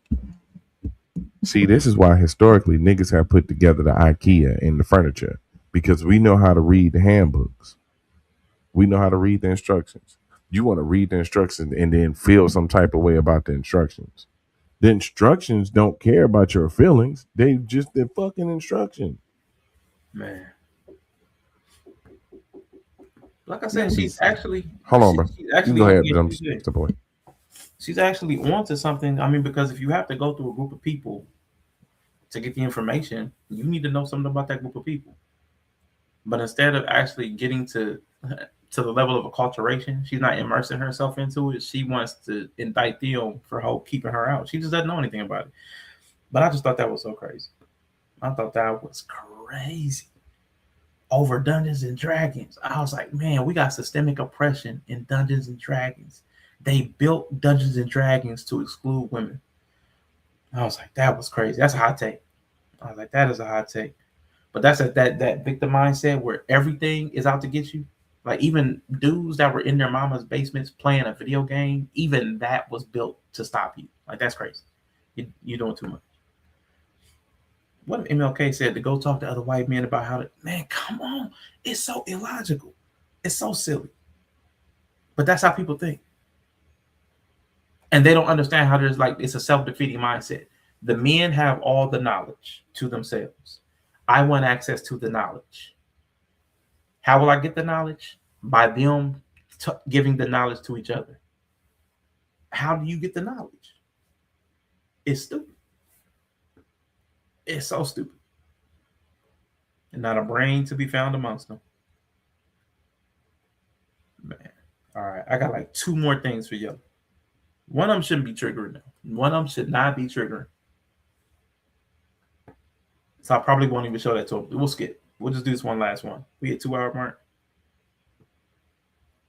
No, there's another one. Okay. Now we'll do 2 things, but not the one I was thinking about. Then that way you can complain about the life. Yeah, it's you always want to complain. That's what it is. You just want a permanent grievance. You want to be a permanent underclass. That's what you're saying. I prefer my position because I never have to take responsibility. I can always blame somebody else. I can blame you for keeping information from me. And then I tell you to figure it out yourself so that I never had the information, so that it's always kept from me, so I can blame. All right. See you in a minute. All right. So this one actually isn't bad either. The one I was going to share is more like Christianese. I'm not going to share that one. Yella ain't no, he don't know that. But there's one from Kevin on stage I'm going to share. If I can figure out how to unmute it. There we go. Found it. Found it. I do wonder how Yella will feel about this. Yella has this theory about emotional intelligence being taught to men as it's told you need to be more emotionally intelligent. But he thinks what people are implicitly saying is be able to absorb my emotional damage. Like you have to be able to take the impacts. So I want to hear what he thinks about this when you get back. Man, that is too funny. And Bree's getting ready to learn D&D. Like that's gonna be dope. I hear it's really complicated. So I've never played it. I have never played it. Has anybody here played D&D? I know Laura said her daughter plays. Breeze played. Yeah, I knew somebody played when I was a kid. I knew somebody to play. But nah, it was never for me. Okay, so while we're waiting on him, I'll show y'all the thing I was going to do. I thought it was cute. My aunt sent it to me. She's a first lady, so that explains why I have it. I'm back. Are you back? Okay, we'll skip it then. Cool. Go ahead. No, go ahead. You already started. Shit. All right. We're doing whatever today. So this isn't part of the trigger Yella. I was just going to share it. I thought it was cute. It's like analogy. So this is a preacher, y'all. This is a preacher. That is, I was looking at the comment. What's wrong with this preacher from the Bible? I don't know. They are allergic to this preacher from the Bible. You played it once or twice? It takes dedication. My attention is short. Mm-hmm. Are you talking about Mm-hmm. D&D? Mm-hmm. Shit, I would be ass at it. I don't know that fucking game. Yeah. I watch people play. My first time playing Overwatch, terrible. My first time playing Fortnite, not the best. My first time playing 2K, Vince McMahon. It was all bad. It's all bad. Yeah, it was all bad. So yeah, I mean, your first time is something, and most people are not trying to keep information from you. Most people are just doing their own thing. Like they are minding their business and enjoying their time or trying to figure it out for themselves. So it's not that they're keeping information from you. They're minding their business. It's not anybody's real job to stop and bring you up to speed. That's a courtesy. Like that's a courtesy. You got to jump in and kind of get your footing real time. And that's how life really works. Like you just got to learn as much as you can, and then just jump in and kind of figure it out. Like you catch up while you're moving. Trying to slow everybody down to get you up to speed and teach you the culture. No, you got to learn that by immersion, man. But that's everything. Even church. Shout out to this preacher here. Y'all ain't know Coming to America was a Christian movie? Y'all ain't watch it right. Y'all not watching it right. The Prince of Zamunda, royal lineage, same DNA as the king. Beginning of the movie is sitting at the right hand of the king. Decides that he would leave his palace and all the riches and the rose bearers that come with it. Takes the form of a servant and gets a job at McDowell's. Prince of Zamunda, mopping floors. I have recently been placed in charge of garbage. Stripped himself of royalty just to pursue someone he loves.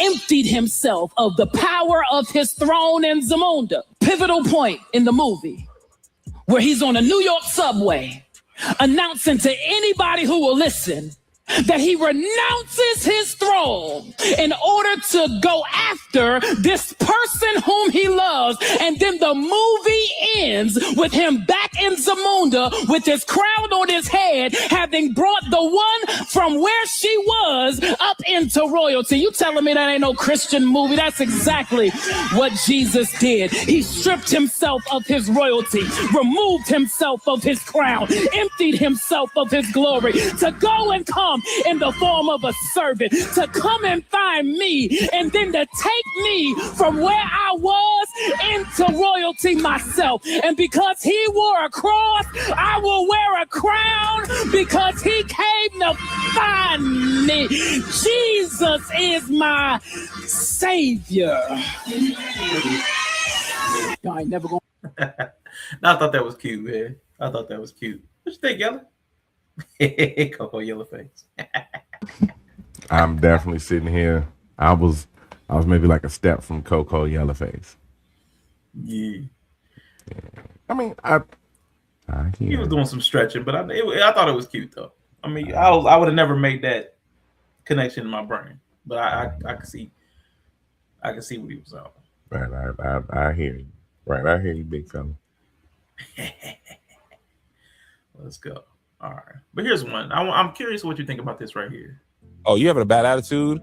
I'm gone. Upstairs, gym, video, watching The Office. I'm not going to be bringing myself down for you. You can do that. And I remember our therapist, shout out to her. Maybe. She was like, what do you think it feels like for her every time she's experiencing something, you always disappear? Like, could you sit with her? You don't have to coach her out of it. You don't have to try to make her feel better, but could you sit with her when she's having a bad day? It might be a little tense. Air might be a little thick, but this too shall pass. And I also recognize when she's trying to come out of it. Even if there's some gritted teeth, she's like, what you want for dinner? Oh, I want wings or meatloaf, or we could go out. Like, I honor that she's trying. That means working more together. Like, there's so many things that you got to do to stay married for a long time. From an evolutionary perspective, if you're in a small group and you're sad and you're crying, and the group's way to cope with that is like, go off by yourself right now. Mm-hmm. when are you gonna get eaten by a lion? Other than the Right. times that you're like down, that you're frustrated, like you need people to regulate you. Yeah, so That's so good. So, and then also I realized I don't have hormonal fluctuations like that. But if I did, I'd want her to like, don't abandon me.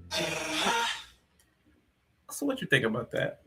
Somebody's got a bad attitude, and you typically would leave them by this. You leave them alone because they got a funky attitude. And the advice is to sit with them in that space. Don't try to get them out of it. Don't try to coach them. Just be present in their funk.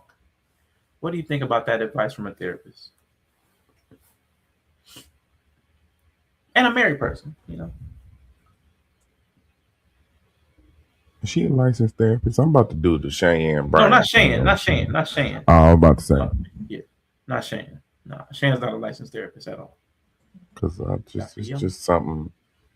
It's just something about her and people that be in her presence that rub me the wrong way. So now I will say, I made a correction to her in the comments, and she heard it and made a public response apology video. So I will give Shan credit that she is trying. If people call her out on bad behavior, that she's Really? responsive. Absolutely. We can go to that next if you want to see it. yeah, it ain't gonna help. That's there. Nah, she was saying I'm already an ordained minister, my brother. Yes. Yeah, his therapist said it. Not Shane. Yeah, it was his therapist. Yeah, you kind of want to rock with your people. You know what I'm saying? You gotta. You can't dip on them in the beginning. Now, if it get to a point to where they funk is bringing down the whole shit and they just dragging you down a little bit and it's starting to hurt the shit severely, then maybe yeah. But nah, you can't just abandon them on the jump. You in the funk? Cool. I'll be in the funk with you. Now Who we talking shit about? Me? Come on, you do it. I'll let you get the couple jazz shots off. in? Yeah, couple shots in. Now your ass So go what's too unsaid?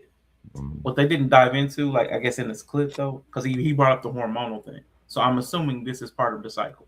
So cyclically, once a month, she would get into this moodiness. What they call it, what the luteal phase, whatever y'all call it. So if her this isn't just like a thing. She had a bad day or something. This is something that you're dealing with monthly. And they've been married for what, 20 years, something like that. So if this is every month, she's into a funk and has a bad attitude, and he was coping with it by just giving her distance. Would you want to do that every month? Like, can we? Like, what's? Man, get your shit together, bro. You damn near 80. Now I know Melissa ain't that old. Miss Kev on stage. I think that's her name, Melissa. But I think so.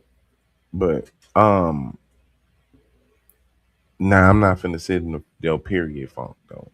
Pause. You know what I'm saying? That's something a little different. I do kind of feel a certain type of way about that. I feel like at plus 30, you almost using that as a way to try to jab at me. You using that as a way to kind of get your rocks off on me. It's a difference. Like I said, if you're just in a funk or whatever, we ain't in a good place. You want to take a little bit out on me. That's cool, but I ain't trying to hit this every month. And then you want a reason why it's supposed to be okay for you to do this shit. I ain't never really okay. Now, if you need some cookies, some salt and sweet type shit, you need some. Now I could be there with you on that part, but I ain't finna deal with you being a bitch to me because you on your period. Chocolate. Yeah, I'm cool with that. I'm too old for that. Yeah. And see, there's two things. I can believe somebody can be a funk and not mad at you. Because like Kevin, he didn't say he internalized it or took it personal. Like, so that wasn't implied in the thing that he thought it was about him. He just gave her space because he just didn't know how to deal with it. Like, I think most dudes, like, I don't know how to deal with this. I'm not trying to make it worse. So I think most dudes catch distance because that's also how we like. Like, if we're in a bad mood, we don't really want to deal with people. A lot of times, most of us, a lot of us. Not all of us, some not all, you know, the whole thing, but a lot of us ain't trying to be bothered if we're in a bad mood. We want to process it and move on. So most people kind of treat how they want to be treated. So we like y'all want to be y'all because the attitude says I don't want to be bothered. The attitude is screaming, don't touch me, don't talk to me. That's what the attitude is screaming. So for my thing is, if it's a long period of time and it's going to be persistent over time, like there should also be some onus to develop the skill to ask for presence because you know you're putting off negative energy. Like 20 years of this, 30 years of this, Yeah, like on a monthly basis. yeah, I'm good, bro. yeah. Because if you only know that you're going through that moment of the cycle when you get mirrored something or like he's pulling back. Oh, I must be on my side. Like that's using them to regulate yourself. Like I don't know. There's something that's like conceptually bothersome to me. And he's never gonna get a week in any month where he's gonna be able to do that to you, and that's gonna be okay. Right. You feel like you get this obligated week to where you're not just in a funk, but you're in a funk at him. You know what I'm saying? And let's keep it a bean. It ain't always to everybody because they make it seem like when they on a period, they raging everybody. No, you don't. You go to work, you go to work, you keep your motherfucking composure. When you out in the street, you keep your motherfucking composure. You chill the fuck out. You be cool all the time until you get around him. You don't take it out on the kids. You might be a little extra bitchy, yeah, but you ain't. I'm finna be on bullshit. You know what I'm saying? I get you. Like in a relationship, sometimes women be like low key blaming their period on the man. That's how it be feeling. Like I'm only having a period because you exist. Nah, bitch, take that up with your maker. And I'll say on her behalf, he also didn't say that she acted out towards him. She was just in a funk. You know, she just had a like not mistreating him, but just she was kind of aggy. Yeah. Right, but it come out because that's the only reason men would be trying to keep their distance from that. Is because you know you're gonna get snapped at. Yeah, you could be snappy. Yeah. Mm-hmm. And I'm an easy target. Yeah, because you're the closest and most persistent. Plus, you think I'm supposed to take it. Like, like that's the onus of this conversation right now. Mm-hmm. I mean, that's not the onus, but that's the, you know what I'm saying? That's the subject of this conversation right now. Sitting in somebody's funk with them, so you obligated to endure this with them, and that's how they look at it. Why are you obligated to endure it with them? Because they need somebody to take out some of that frustration on. It ain't because you're gonna sit there and make them feel better because they're in a funk. There's nothing I can say to you to make you feel better. That's why he like, I know when she coming out of it. So it's more or less I'm just watching you and making sure you don't swallow your tongue. I'm holding the spoon in your mouth. I'm not sitting here comforting you and we're smiling through it and we trying to make it through it. No. I'm the one that's cracking the smelling salts. Like I'm the one, hey. Yeah. You walking around with the defibrillator. Yeah. When the heart stops. Yeah.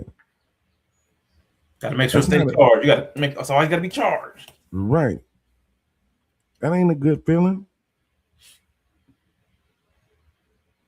See, y'all saying that. That does not stop. Okay. That's one portion of the time. We talking about a 7 to 10 day period for some people. Well, bring her wine, bring her snacks, bring her this. Well, yeah, what about at 2:30 in the morning? When she's just a cranky bitch. Cause she can't sleep. Cause she uncomfortable. A rough time during that week. Is he allowed to have had a bad day or right? That's what I'm saying. Yeah. Does she have a responsibility to ask for this stuff? Or is he supposed to just be waiting for this moment and then bring she just gonna be out for a week. Right. Y'all say that a week, right? It's that's really 12 weeks. Because it's happening every month for a year. It's a quarter of your life. For 20 years. Yeah. So miss me with is just a week. Miss me with is just bring me.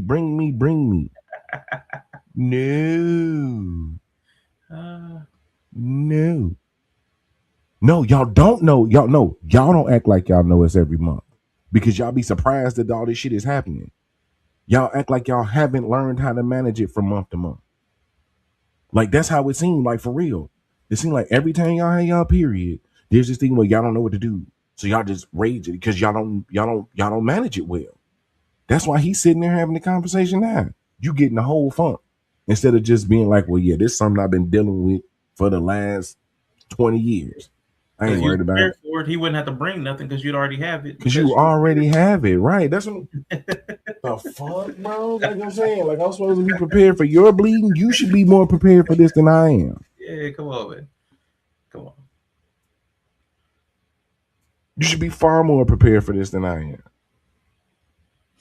Yeah, I get it. What I'm talking more to, Bree, is the implicit message underneath the surface. How to be present when someone in a funk is that they have to be in a funk. Like there's some assumptions here. Is that because like Snack said, I don't get snappy.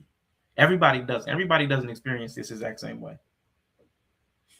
Everybody doesn't experience the same way. They don't express needs the same way. Well, my only question is, what is the expectation on the woman to express like what she needs in that moment? Like the therapist told him, not his wife.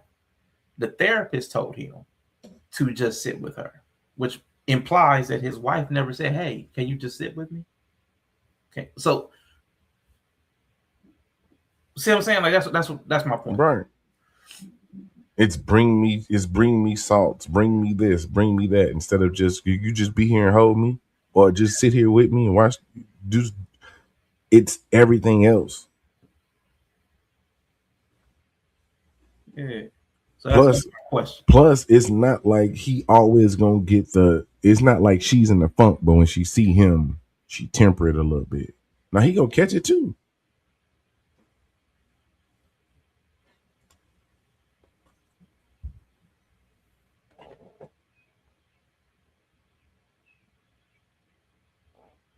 Yeah, but who wants to sit with somebody funky though?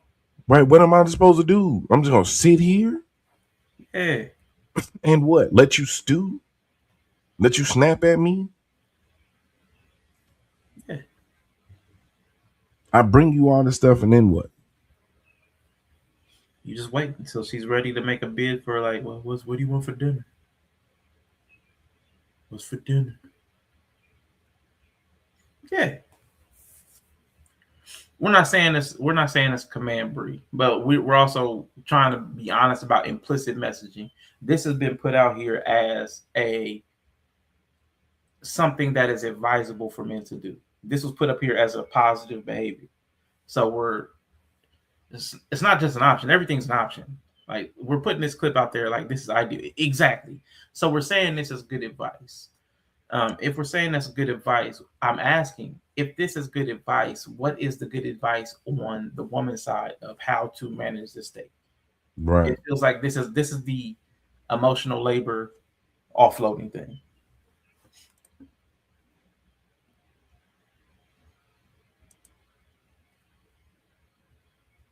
Yeah.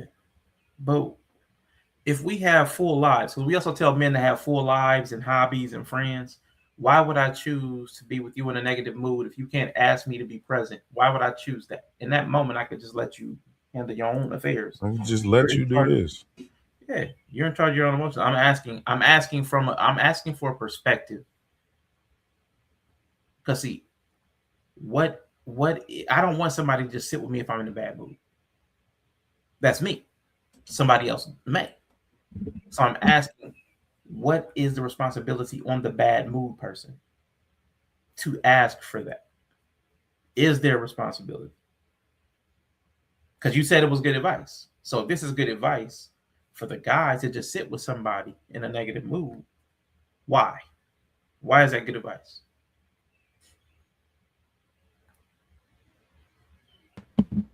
Right. What equity does it build? Especially if I'm gonna have to deal with it the next month. And it's gonna be like the same, it's going to be the same situation.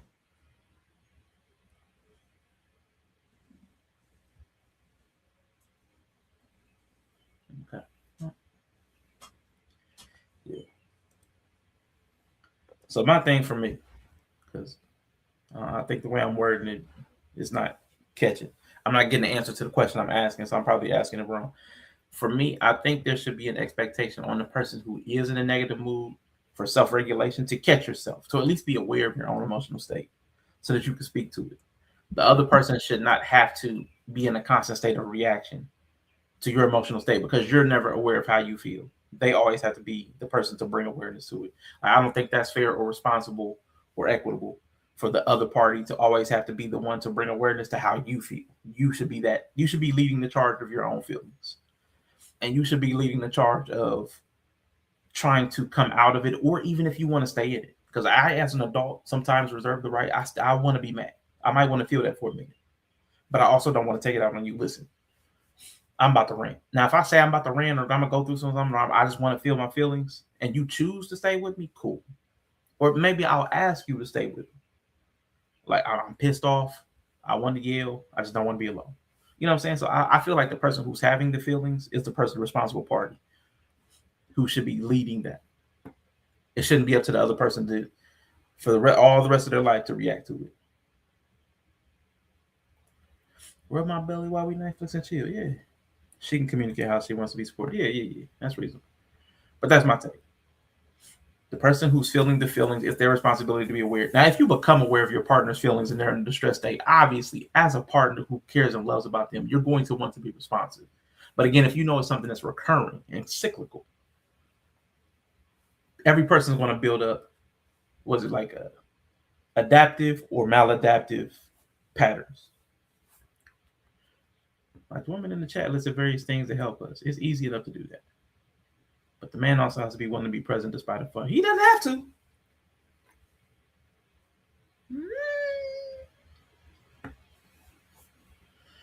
But I know what you're saying. I know in that if they both agree to help each other through it, yeah, he has to agree to be present. Yeah, I know. I was being ignorant. That was me. That was me being ignorant. Yeah, so they did have some interesting comments. And I do like this too. I don't like Kevin on stage comedy. I do not like Kevin on stage comedy at all. No laughs. At all. But when he's serious, I love Kevin on stage. I look real quick. Say something real quick, Yella. Make sure my mic is on. No, you good. Okay, cool. My headphones be dying sometimes randomly.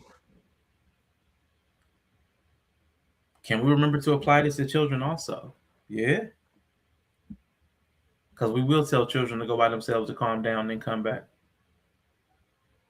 Yeah, that's a good point. Raging hormones, throwing Ice Spice videos.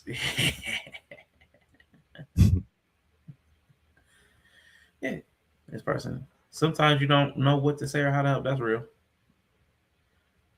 Now, this is the one that kind of struck me, and I almost wanted to reply to it, but I know it wasn't like bad intention. People tend to disappear when they interpret your overwhelm or overstimulation as something being done to them instead of recognizing that you're struggling internally. Now, this is kind of what Bree was saying, but here's the thing. If you're overwhelmed or overstimulated and you're in a dynamic with another human, that is impacting them. So it's your intent is not doing it to them, but your behavior and change is doing something to them. And we have to quit acting like, okay, I'm going through something. I don't impact the people around me. Like it doesn't land on them any kind of way. They don't have to take it personal like they did something, but they're getting the negative impact. Like you're in a bad attitude. They're dealing with a bad attitude. Can we quit acting like you're isolated? Because then you also want them to bring you stuff and sit with me. Obviously, you're having a bad state. Let's quit acting like the other person can't feel a way about the way that you're feeling. Because if he raised his voice, they'd be all up in arms. Would you sit with him if he's raging and yelling and throwing stuff? Just sit with him and his negative emotions. He's overstimulated and overwhelmed. Why don't y'all sit with him then? No. For a whole week, every month, for 20 years. When you raise your voice, it's triggering. Let him feel his feelings. Let him feel his overwhelm and you sit with him and his negative emotions. I want to see that.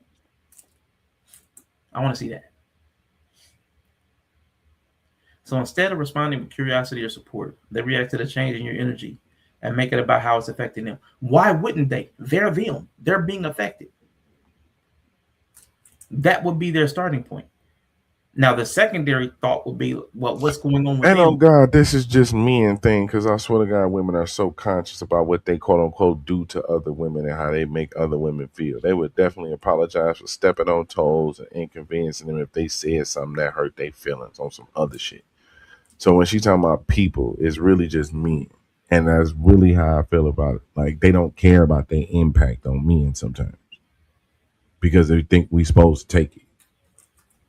That's why the whole thing is he's sitting here shook on how to handle her, period. Mm-hmm. That's crazy. That's a crazy ass burden to put on somebody.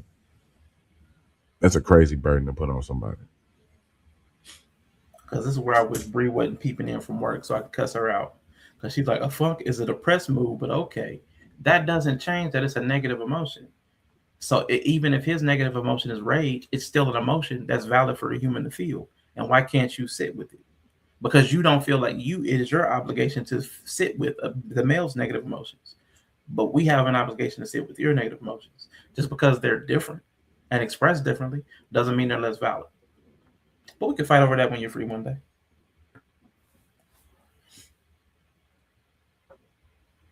Some people were never taught how to just sit with emotions without making it about themselves. Never said it wasn't valid. That's kind of what this implies. A funk is a depressed mood, but okay. The but okay is invalidation. Like, come on, Brie. We ain't gonna do that. The but okay or you got it, that's an invalidation. If I need space, understanding, or presence, and you are reacting to the discomfort of not knowing what's wrong with me by getting annoyed with it and pulling away, who does that help? It helps him. That's who that helps. It gets you away from the funk. So that's who it helps. So yeah. I thought that was interesting. But here's the one I wanted to get you to. We're going to get to some science. We are going to get to some science, man. The sweet Yella Alizé. All right. So we're going to get to science through religion. Okay, Yella? We're going to get to science through religion. So this was where I thought the trigger would happen because it's the religion.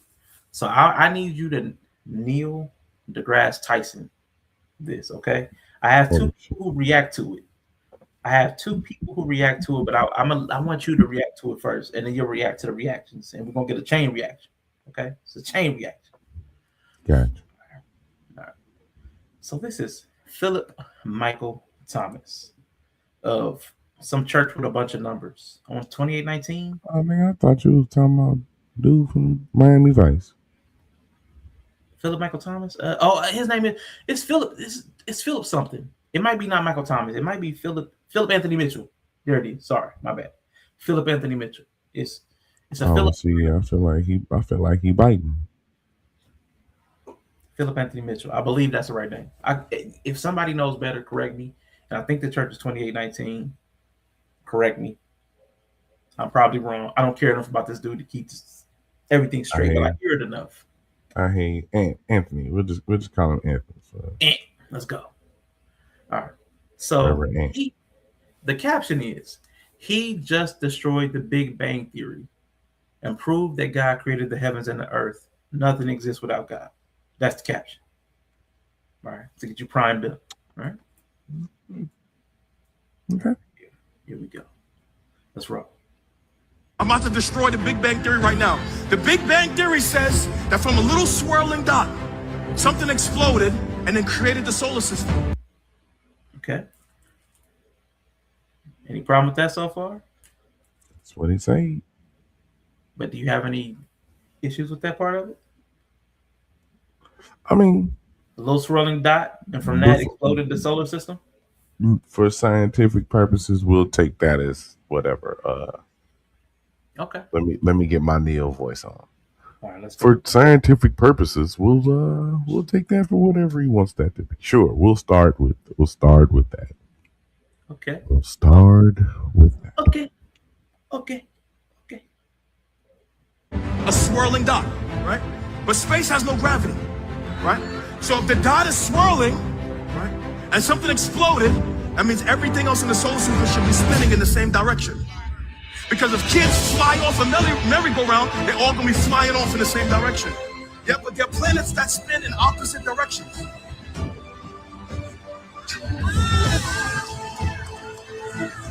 Some spinning right, some spinning left.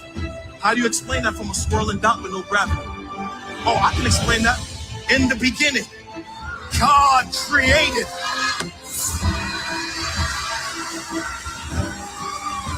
the heavens and the earth.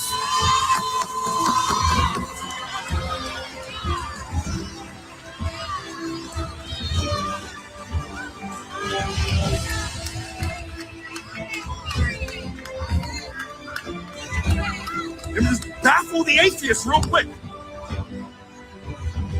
You baffle Yella? No, actually, not really. Okay, all right. Not really. Because so let's take our galaxy, right? Let's go. Let's take our Milky Way The galaxy. Milky Way. All right. You know what I'm saying, let's take our alignment of planets. As far as I checked, as far as I know, we're Earth and the other 7 planets are all orbiting the sun in the same way, right? We're all orbiting in the same direction. The patterns might be completely different, but we're all going. The orbits are the same, similarly directioned, but all of us do not spin the same. Right.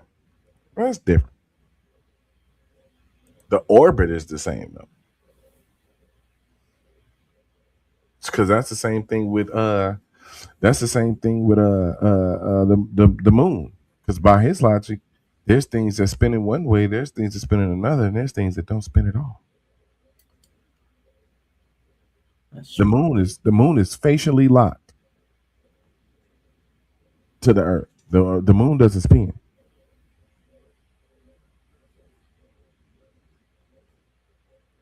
You got to consider this as well. Even if something is spinning in circles, right? Say like you said. Say you got like you said, you got kids on a merry-go-round, right? Mm-hmm. That part was really funny to me. Let's go. Right. You got kids on because we all been a kid that got thrown off a merry-go-round. I know I have. Yeeted me clean off it. Like,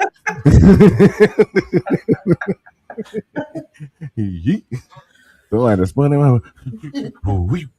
You gone on, baby.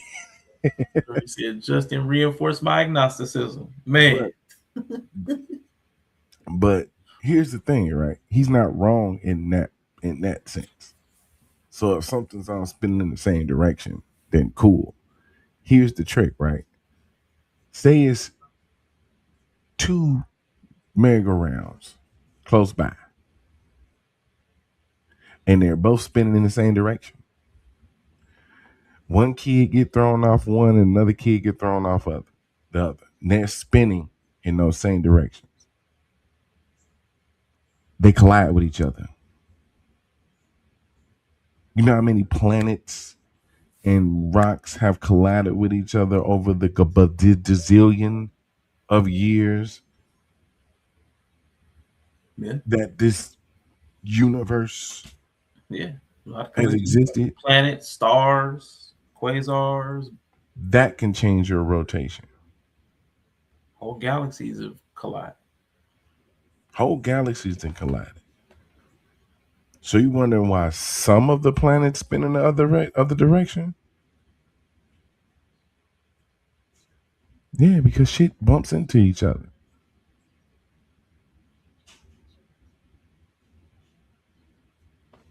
Sorry. Sounded good though. Sounded good. And even to his point, if God created it, it could still happen that way. Right. Maybe that's how God set it in motion. You would think that would be a possibility. So instead of using the Big Bang to prove God's existence, you're trying to disprove the Big Bang okay. So according to you then, what? He just God just was just going in his little bag and placing planets. Place this right here. You know what? And he spun them like a top in different directions. Yeah. He just put a bunch of marbles on this little thing. And they all went in different directions. Dreidel. Right, because he definitely a Jew.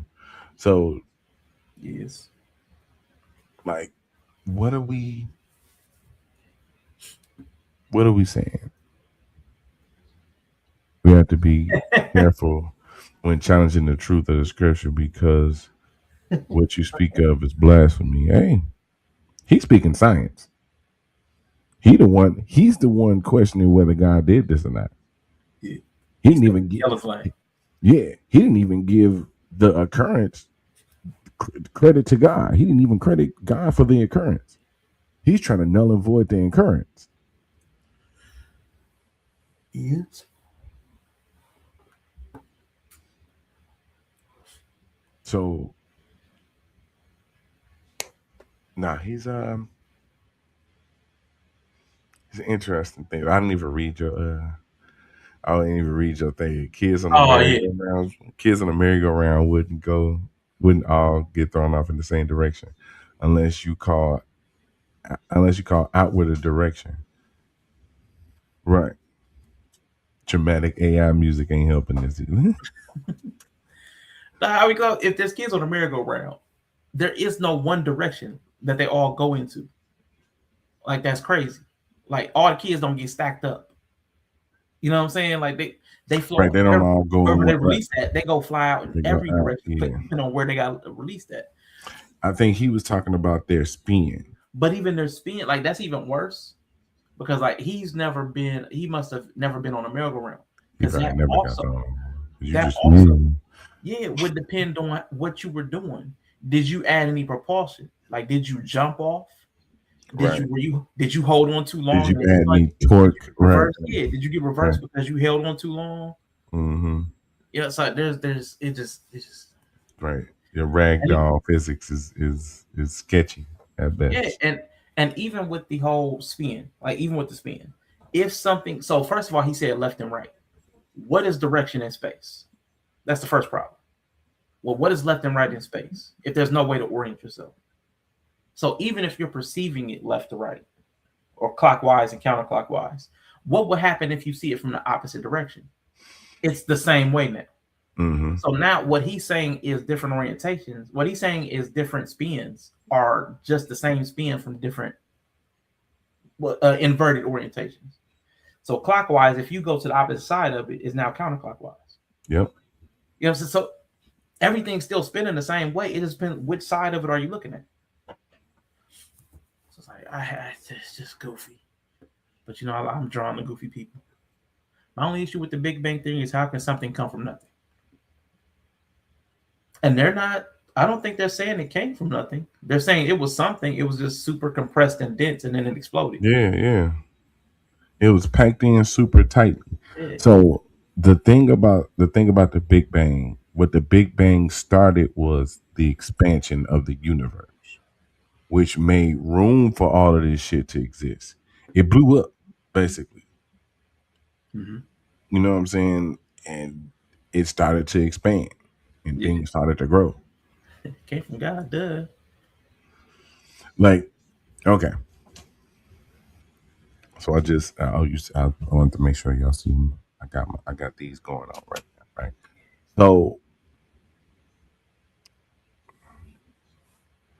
this is the idea that God created the earth, the heavens and the earth for us. Amen.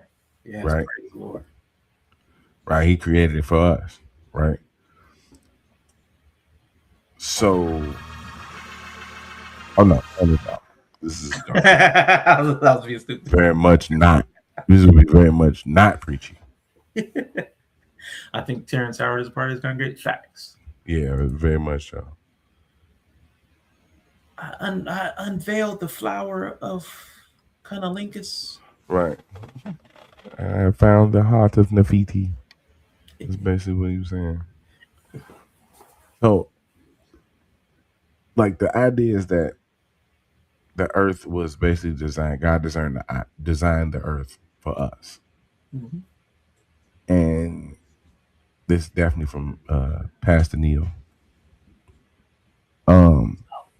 If that's the case, Let's go. why wasn't Earth an optimal planet to live on from day one?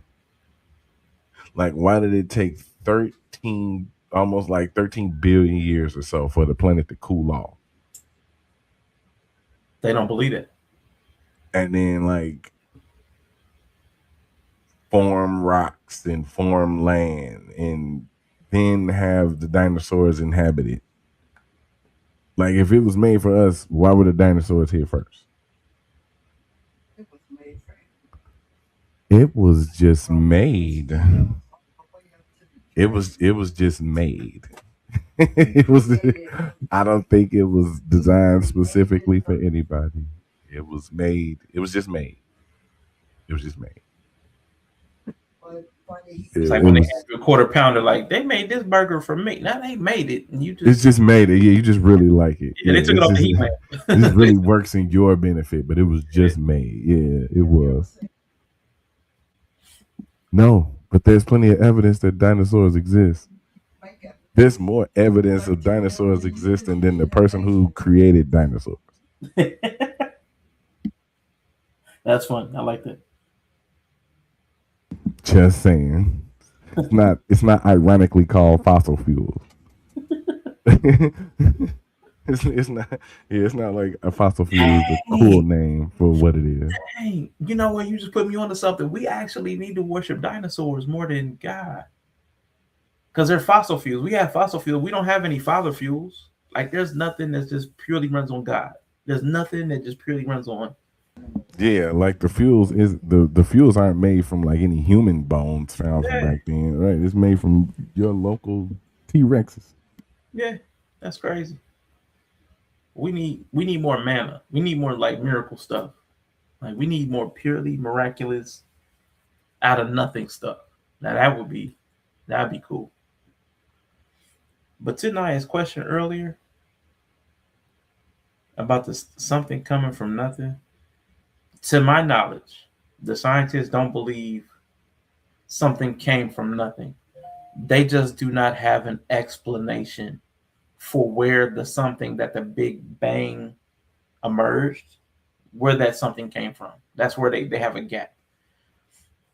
And typically that's where people always put a God there. And I know Neil calls it like the God of the gaps. Anywhere there's a gap in knowledge, people put God there. Yeah. It's a convenient placement. Yeah. The thing about it is that the trick about it is that nobody documenting what happened would be able to tell you what happened.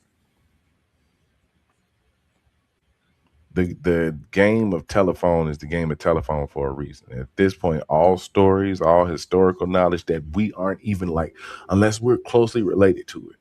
Mm-hmm. Like truly, unless there's pictures of it, at this point, it's all hearsay. Now, Naya, Bree shared a video. I thought it might have been Bree. It might have actually been you. One of y'all shared a video of the Christian Ark exhibit, and they had dinosaurs. And Bill Nye was questioning that. Oh snap! I ain't sure. No, I don't remember that one. It was a Christian Ark exhibit, and they had dinosaurs in it. Oh, come on! Yeah, Oh, I ain't see that one. Oh, let me find that.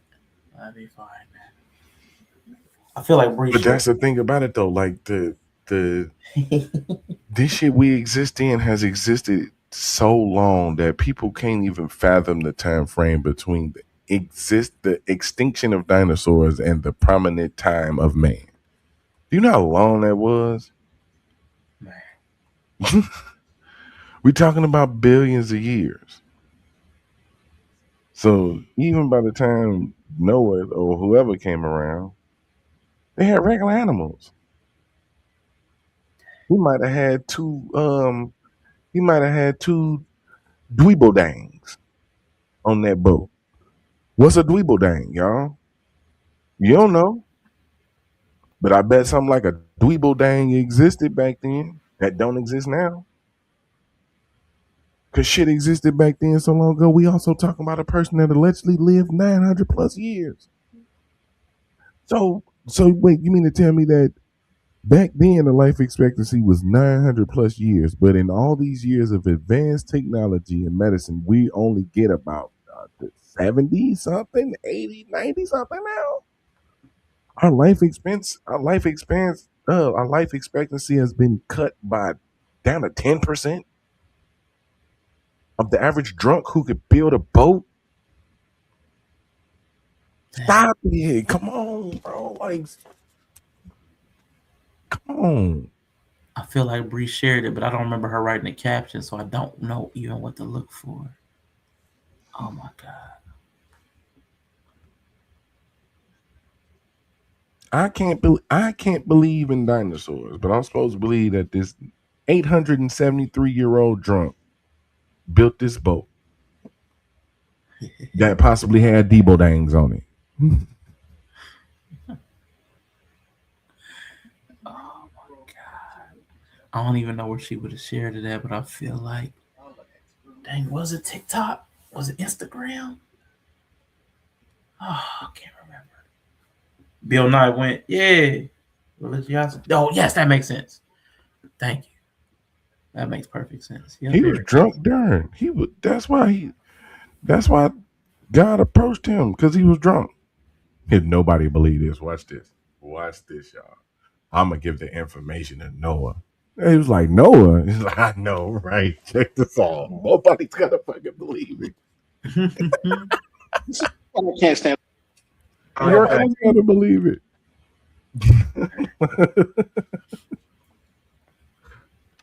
Dweeble is a Pokemon. Oh, man. I say a Dweeble Dang. A Dweeble Dang. A Dweeble Dang might have been like a four-legged, three-eyed, you know what I'm saying? Alligator moth. And ain't no telling what it was, but it could have existed back then.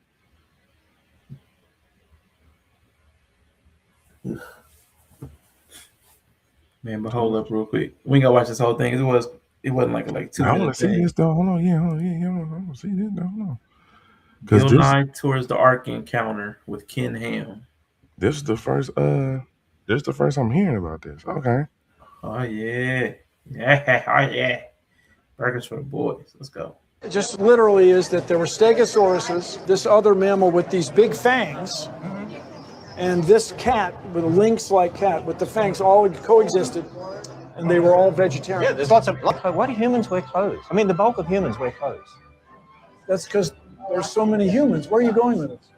God gave clothes because of sin. Oh, God gave clothes. Yeah, he did. What evidence do you have that God gave us clothes? The fact that animals don't wear clothes. God gave clothes because of sin, but die for our sin, die for your sin, Bill, and die for mine, be raised from the dead, and offer a free gift of salvation, and he offers it to you too. Thank you. If the pteranodons were vegetarians, why'd they have to be in cages? Bill, I said I'd let you speak. No, you took us to an exhibit. I said I'll let you speak, and then you let me speak. Okay. I'm sorry, so your claim is that there was an ice age 4,000 years ago? Drag that nigga Bill. Drag that nigga Bill. So what are you saying there was an ice age 4,000 years ago? Okay. Remind me to give you my theory. Because I've been working, I don't have the mind to do the full thing, but I feel like everything is connected. I feel like religion and science are actually saying the same thing, but they get too bogged down in details to actually try to, like, I want to say empathize. If it was a person, we say empathize, but try to incorporate the other person's viewpoint to understand it and how it could be related. But we'll come back to that because I actually don't think they're too far. I can't prove it. It's just a feeling. No, you're right, because we can kind of talk about it now. Because I think I shared a video. I know Summer shared it. It's called Storm. I think we watched that shit. Okay. And the guy in there, he had a good line to explain it. And he was like, he basically, to paraphrase what he said, science is built to fluctuate with the ideas. Is science is designed to mold the consensus with the evidence given. You know what I'm saying? Religion is rigid. Once an idea is stamped, that's it. There's no questioning it. There's no going back from it. There's no changing it. There's no adjusting it. It is written. So let it be written. So let it be written. You know what I'm saying? So That's it. That's why you can go back. They can go back and they can find new evidence within science, because what they do is they take previously proven and agreed upon ideas, and then they go find new shit to go with it. Mm-hmm. And they're open to you taking that and going to find new ideas that are progressive, forward thinking. Religion don't give you that. You gotta stay within this idea. That's why when you heard that, he made the earth for us. No, it was made. If a motherfucker got a suit for me and it's made for me, it's not gonna take me 18 million years to be able to fit it.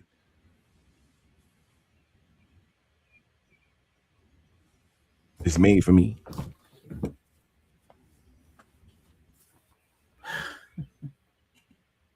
I would faint if I saw Godzilla Sega Genesis Trey walking around. Yeah, but no, I hear you. My theory is that these are two people saying the same thing with different perspectives. Kind of like the Philip Anthony Mitchell. One person's looking at it spinning one way, the other person's on the opposite side looking at it spinning another way. So whatever God is. Now, this is where I won't say what God is. I will say that God is not the God of the Bible. I will say that with the 99.9% of Lysol. Like, that's how certain it's not the God that's in the Bible. It's some other version. It could be close to that, but it can't be exactly what's written. I'll say that. It could be an entity. It could be a grand designer. It could be whatever. But whatever, I'm using God as X, as the unknown. Whatever the unknown is, and the unknown could be a system of things or a grouping of entities. It could be a whole civilization that we just can't comprehend. That's God. That our universe spawns out of whatever that entity comes from. Entity, group of entities, civilization, whatever. I don't care. Because I'll never know. Right. So where we do start, our universe starts and the Big Bang happens. There is no need to separate the two. They could be the exact same. If there were a grand designer, a God who is controlling all of that, it would make sense to, like a video game, like live, like GTA 5. It would make more sense to have something that was interactive and that could perpetually grow and model even within itself, kind of like learning language models. It would make more sense to have something that's active, interactive, and learning and growing and evolving than it would to have to constantly pick, pluck, play. Like if I were to create something, I don't want to have to constantly fix things myself. Like that would kind of be boring. I mean, if I'm a thinking, even as a thinking person, that would just be boring to me. Like I've got a diorama, and it just stays like that unless I move some stuff around. That's really not the height of fun. That's not really interesting. But if that's the sentient God, that's one way. The non-sentient God is we are inside of an entity. Like our universe is like it's an entity in and of itself.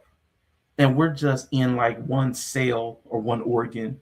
Like every galaxy may be a different cell or a different organ.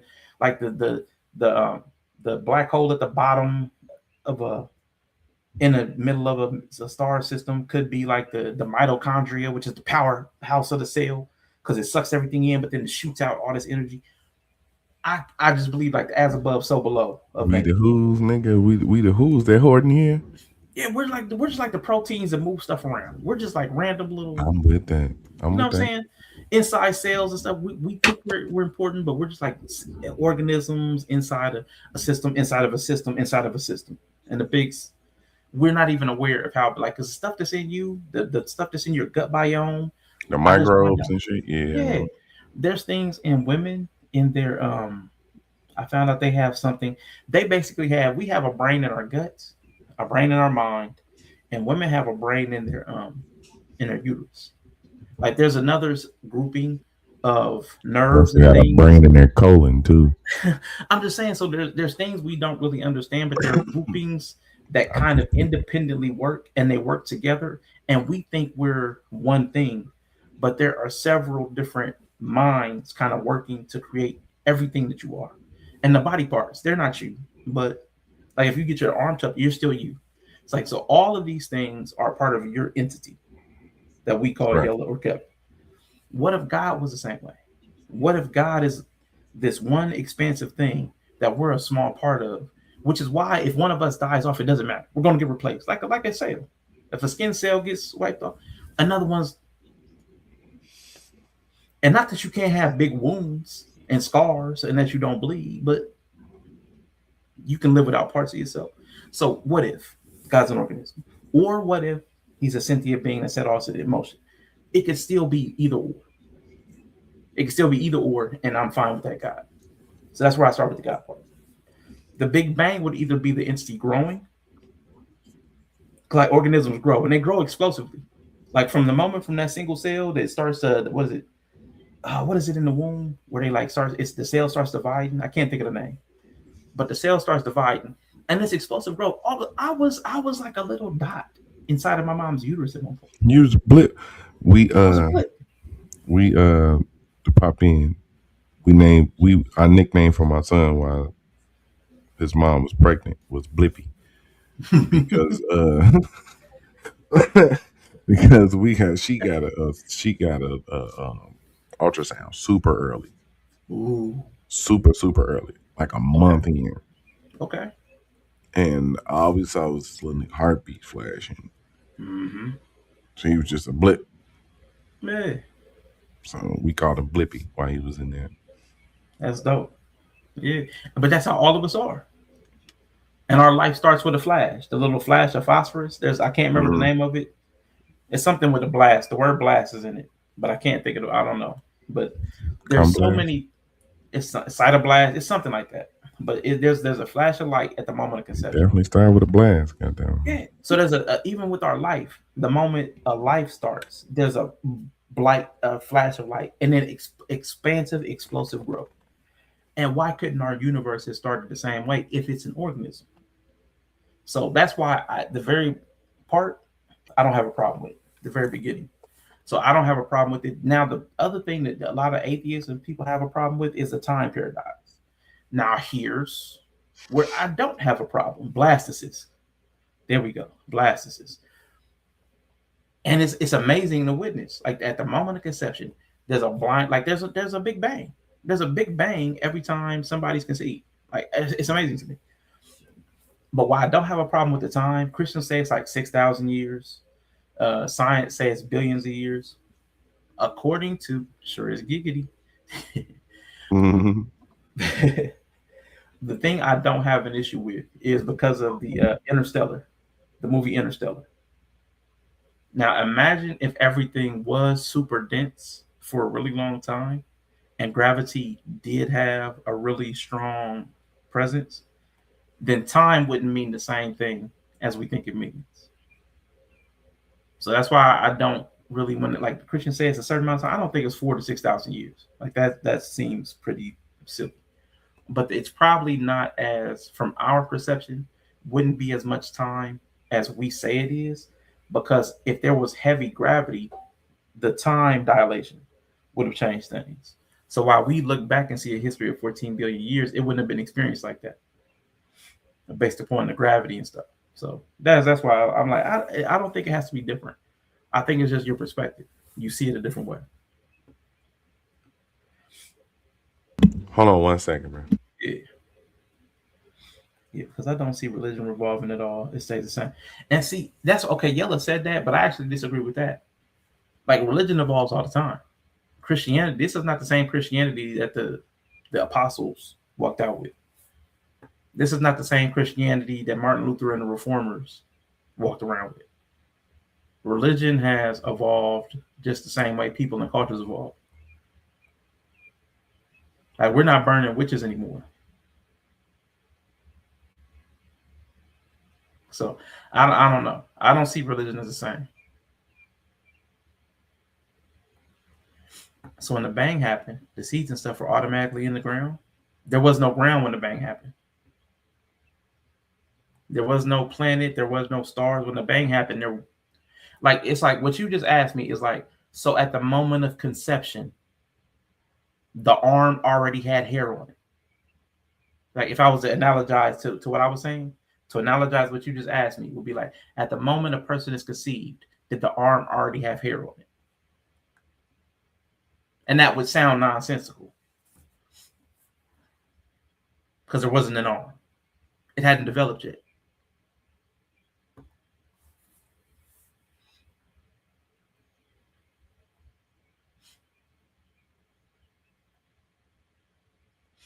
So at the moment of the bang, nothing had been developed. Yep. In the womb of space.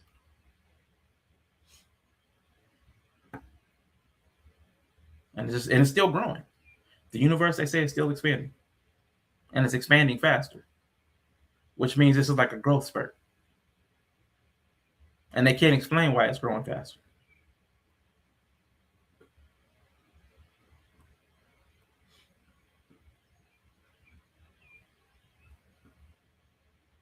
And then the way it grows is really weird too. Because they say the space is growing. Not that things are getting farther apart because of their movement. The space between the things is growing, as well as the things moving. That's conceptually hard for me to wrap my head around. So from that bang, how did the trees and planets form if it was a bang of nothing? No, Naya, you're the only person saying it was nothing. Nobody says it was a bang of nothing. Nothing can't bang. A nothing can't bang. I think this is the third time you've put nothing back into the Big Bang. And I've said it 3 times, I believe, that to the best of my knowledge, scientists do not believe that the Big Bang was from nothing. There was something there, and it was super dense and compact. And it exploded and expanded.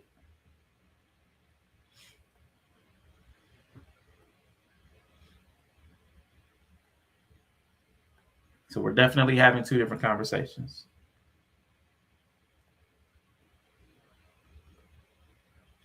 Yeah. Let's hit this. Well, we'll bring it back for Yellow. Right under the R. Let's see. The Ice Age was back towards the flood. What do you base that on? That's an interpretation. You can't find ice that has labels on it. Yes, you can. Labels? Absolutely. Just say, I'm 300,000 Yes. years old. One of those. Where do You you see look one of and those? count neutrons. That's not a label, Bill. See, now you sound as crazy as they do. See, that's when you start to sound crazy. When you get so hunkered down in your way of thinking that you don't even listen to yourself talk. See, I hate when people do that. Yeah, ice has labels on it. And oxygen atoms. That's how it's done. Yeah, but it's as though it has a label. But it doesn't. It's as though it had. No, that's not the same. It doesn't say I'm 300,000 years old. Not in English, no. No, the thing if you is, see ice in a glass, you presume it got there in the last few seconds because you weren't there to see the freezer. you know, it's extraordinary. It's an extraordinary worldview. Go ahead, lead on. Okay, but you're teaching generations of these young people that are just animals, that they come about by natural processes. Aren't you teaching that humans are animals? Are we animals? Yeah. That's actually, and see, that's actually more intelligible than the Bible prescribed. Because if you take it from the Bible, we're dirt. So would you rather have been an animal or dirt? I don't know. We're just mammals, animals? breathe air. Okay. Isn't that good? So all life is related, Of course, right? there's a few of us from your seem like lizards. What do you say to young people when they ask you about the steel brackets? Did Noah have steel brackets? Did Noah have those extraordinary cranes? Listen, please let me answer. You said Noah wouldn't have used cranes. How do you know Noah wouldn't have used cranes? I don't think he had steel cranes with fossil fuel powered You don't hydraulics. even need steel frames for cranes. How do you know he didn't Well, use why cranes? did you use them? What's that? Why did you use the steel cranes with fossil fuel hydraulics? Oh snap! So he's asking, why didn't you make your replica with the same materials that Noah had? Why did you use mechanisms and robotics that he didn't have access to build yours? That's funny. Why did you use steel crane? That's dirty. We've never ever claimed we built it the way Noah did. You couldn't. I don't see how you have trees older than the flood. I don't see how you have buildings older than the flood. Well, then That's we where get you then we lose get down to how you date the tree. You keep making these statements, but Well, they're based on evidence. That's why I make. They both make compelling points in one breath, and then they'll follow the breath with something nonsensical. That's what I love about the argument between science and religion. They're both religions of their own sort, because you have to believe science. The things that scientists say, we have to choose to believe it. They're just scientific pastors. Like, none of us know how to carbon date. None of us, like, a lot of stuff the scientists say, we have to believe it because we read it in the science book, or Neil deGrasse Tyson told us, or Bill Nye, or Mr. Wizard, or somebody, whoever, the science guru of your time. They were just the pastors for science. We don't know that stuff.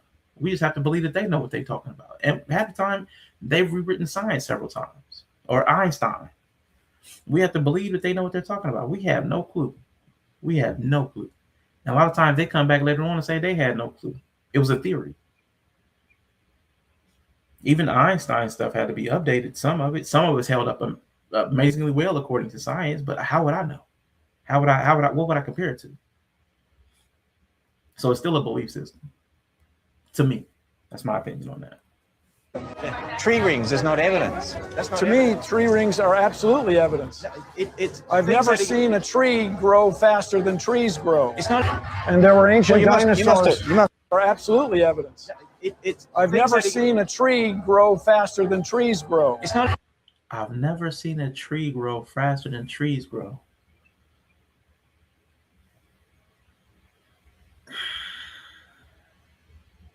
That one was lost on me. I'm sure he probably meant something there, but my brain can't grasp it. And there were ancient dinosaurs. You must admit, okay, how about saying something positive for me?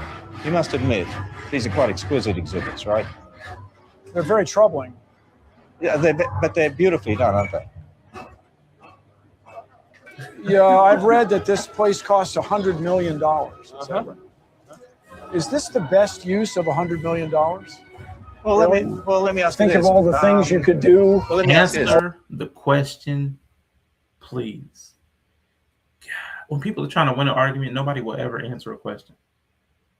It may be a beautiful exhibit, but Bill couldn't answer that. And it cost $100 million. Is that the best use? Ken, you could say that's obviously not. The help you could provide people. So we have, this looks like an apatosaurus or something. Yeah, it's a sauropod. Our claim is that a family built this enclosure for ancient sauropods. For each kind And of the sauropods disappeared. For each kind of Got him. Okay. Okay. I mean, that's a good point. So you built the ark to save all these animals, and you put these dinosaurs on the boat to save them, but they're still gone. Like,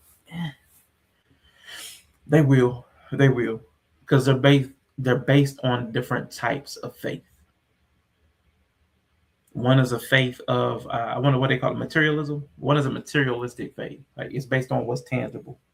Hold on, y'all. Give me like 5 minutes, bro. I'm taking care of a little something. Do you think, man? Do you think, bud? Do you think? Lots of animals have disappeared. I mean, that's why they have endangered But they species, happened. right? It happened in the last 4,000 years. Oh yeah. Wow. And there's no record of it in scripture. There's no record of it in Asia. There are no fossils of Actually, them. Oh, Bill. All right. Years ago. We'll come back to that when Yella returns. Oh, that's fun. Y'all dirty.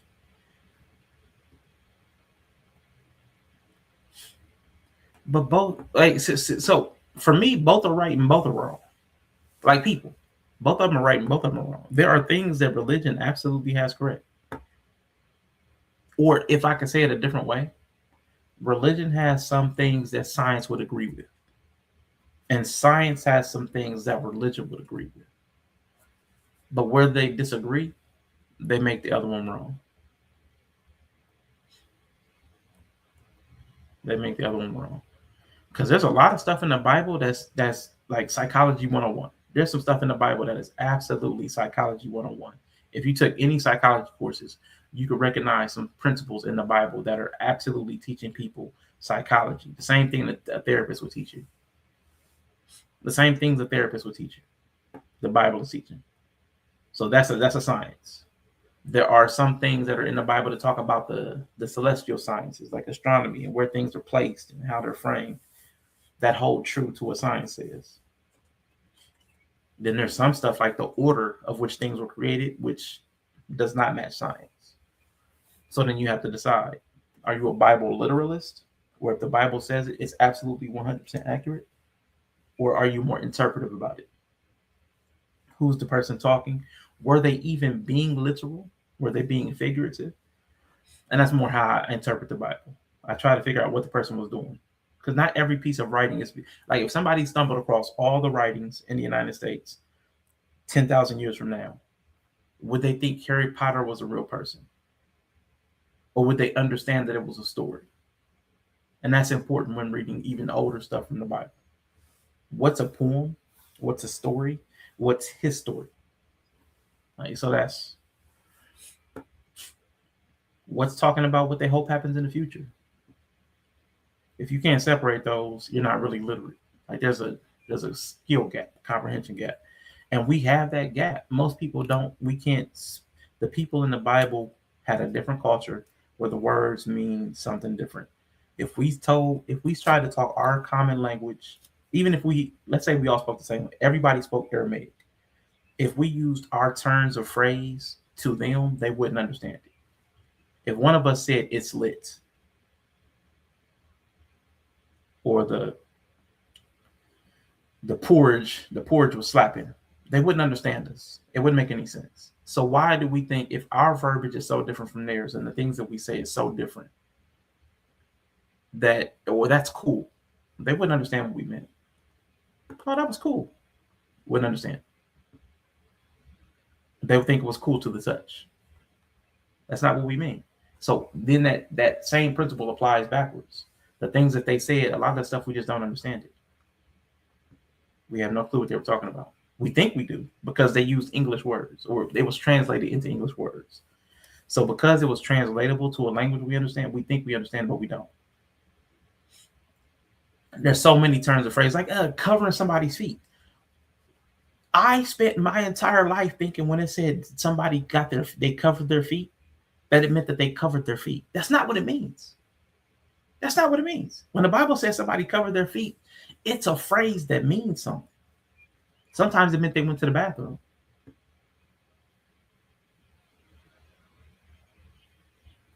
Yeah. But I would have thought that they just put something over their feet because they had dusty feet. So I put something over my feet. I didn't want something touching my feet. That's not what it means.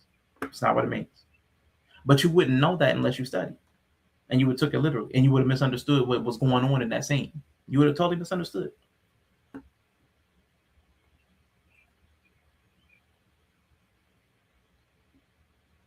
So yeah, so that's how I try to contextualize and try to understand that I don't know. There are things that I believe, but it's a belief. I have my own set of beliefs that are partially scientific, partially religious. But I have to understand that they're my own. They're the understandings that I came up with. But my belief system is limited by my ability to understand. And that's where most people don't stop. They think they have the full capacity to know something that they didn't experience or witness or create. And that's why it's problematic for me. I see it in religion and science. So they're really it's like the Democrats and Republicans. It's they're doing the same thing. They're just wearing different clothes. All right, we back. My bad. You good? You good? Now that you Had to get away for like 2 minutes. yeah, I had to get nephew right. Got a little buddy over, him and a little friend playing, so hook up the Xbox for him. It's update. So it should be ready to rock and roll in a minute.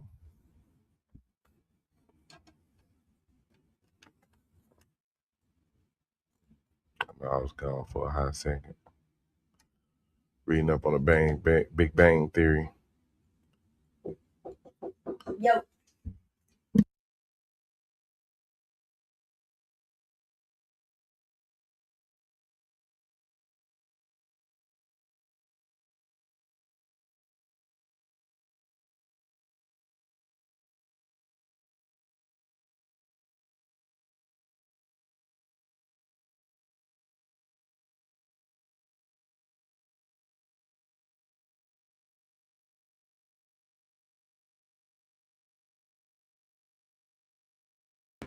All right.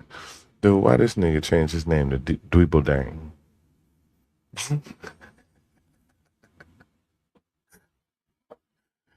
nigga done updated his handle to Dweeble Dang.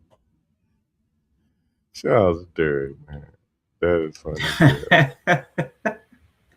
Yo, that's hilarious.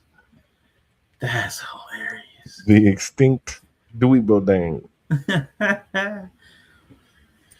Ooh, no, it's definitely not better for everybody to have their own religion.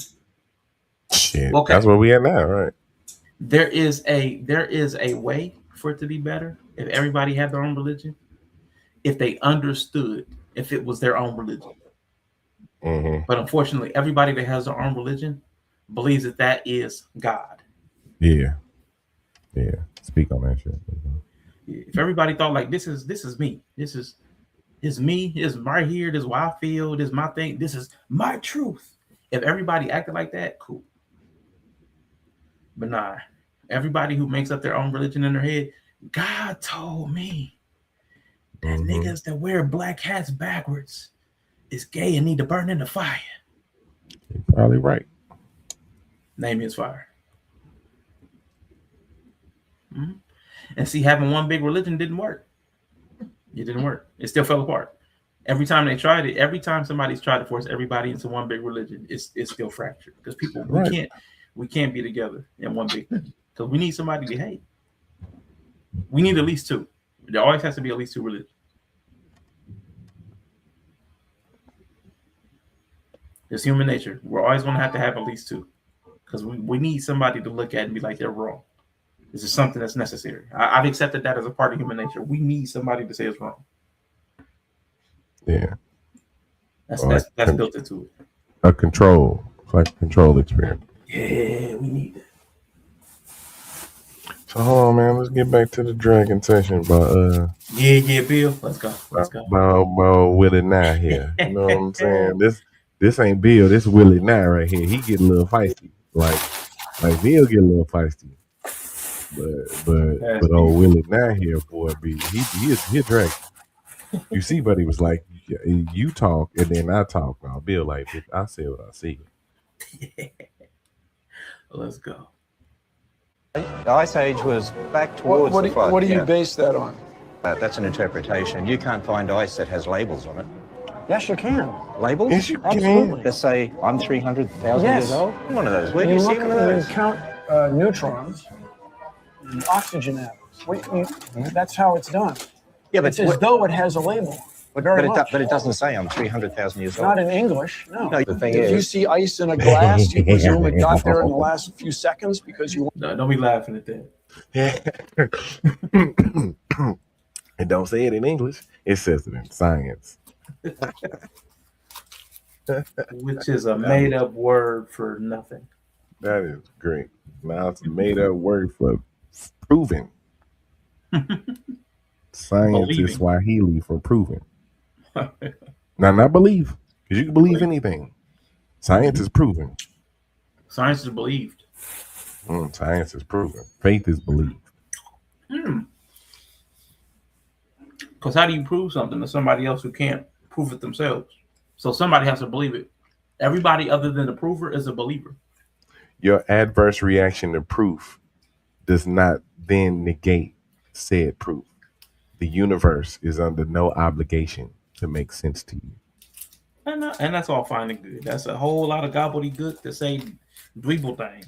But even the person who believes they proved something could have had their the experiments tainted by biases, which renders their proof incorrect. Right. So because of that, it's a belief, because even your proof, you have to believe that it was correct in the first place, and it could always be wrong, which science has proven that other proofs were disproven because they were wrongly proved in the proven place. Now, So do you know what a biased scientist is? your mama. Ooh, your mother.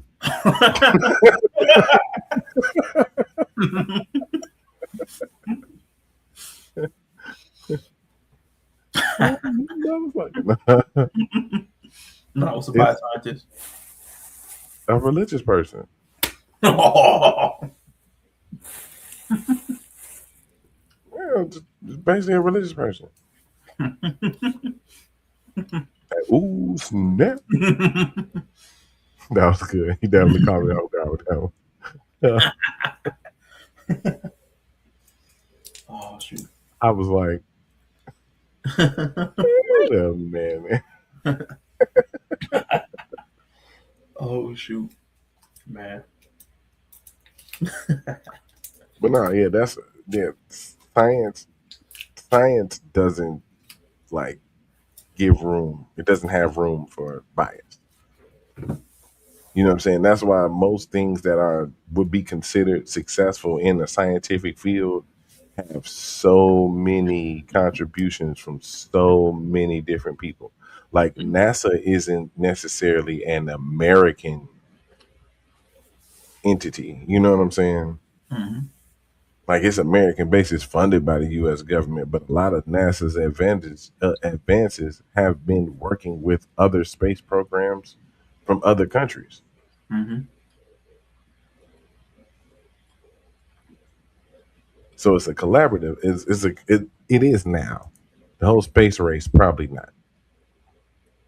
But now, because that's the only reason we went to space is because it was a race. We weren't working together then to get to the moon.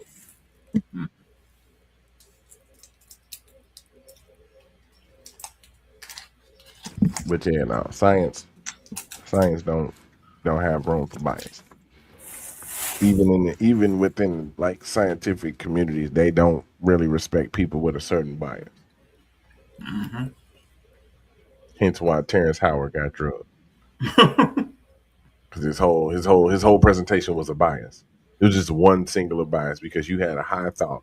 Like that one day I said something. What was it? 0 times 0 equals 1? Mm-hmm. And I was able to explain it, and I was using words that made it sound legit. Mm-hmm. This nigga tried to write a whole dissertation on it. I respect Neil for reading it and going through it point by point. Yeah.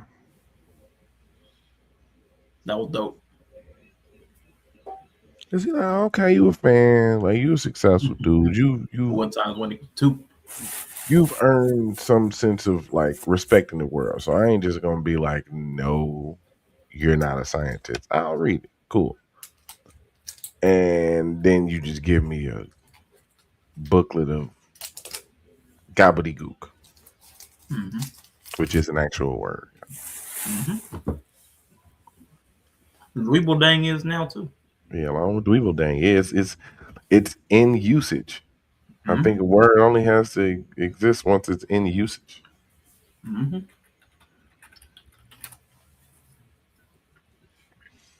So, but now he Bill on his neck, boy. Willie not going in right now. He was like, not in English. Run that back, please. Run that back. just a scoop. Weren't there to see them. But it doesn't say I'm 300,000 years old. Not in English, no. Though it has a label. But very much. But it doesn't say I'm 300,000 years old. Not in English, no. No, the thing If you is, see ice in a glass, you presume it got there in the last few seconds because you weren't there to see the freezer. you know, It's extraordinary. It's an extraordinary worldview. Go ahead, lead on. okay, but you're teaching generations of these young people that are just animals. He is over that this. They dude. come about by natural processes. Aren't you teaching? He's like this nigga. They done brought me to this shit. Yeah, because there's a certain point where you can't reason with people. He was like, when you see ice in your glass, do you presume it just appeared a few minutes ago? But even the ice in your glass can tell you know how long you know how old it is. It has an age. That's crazy. But to be fair, like this is what I mean about belief, because there's a layer of belief even in science. How would Ken know how old his ice was without believing what somebody else tells him, who is a man and could still be incorrect? The same argument that applies to people in the Bible. A man wrote that. A man told you. They could be wrong. The scientists who we want to believe could also be wrong. It's like there's a lot of the same similarities and parallels between religion and science, because even in science, the peer review is, well, if enough people agree, then it's right. And that's the same thing religion would say. If enough people agree, then it's right. Because why would they be wrong? 8 billion Christians, how can I, or 3 billion Christians on the earth? I heard somebody say that too. 3 billion Christians on the planet. Of course, it's got to be right. Why would so many people believe something that was wrong? And then people can be wrong, and people can start on a faulty premise. The whole redshifting thing. People believe certain stars were in different places because they didn't understand redshifting at one point. So the facts and science at one point is different than the facts and stuff we have now because we've learned different. But it's still a belief because I'll never know. I always have to believe what somebody else said. And they could always be wrong. There could always be something. Even though we can generate consistent outcomes from certain experiments, doesn't mean that there's still not something fundamental we don't understand about the process. Mm-hmm. Like I can more consistently hit green jump shots on 2K. I still don't understand the process. Don't understand why you can't. Yeah, you know what I'm saying? Yeah. So I could try to teach somebody thinking I've learned how, but I really don't. You know what I'm saying? So that's all. Like, but I understand the whole thought process. But there's something very similar between science and religion when it comes to the hubris, the arrogance of knowledge. Oh yeah.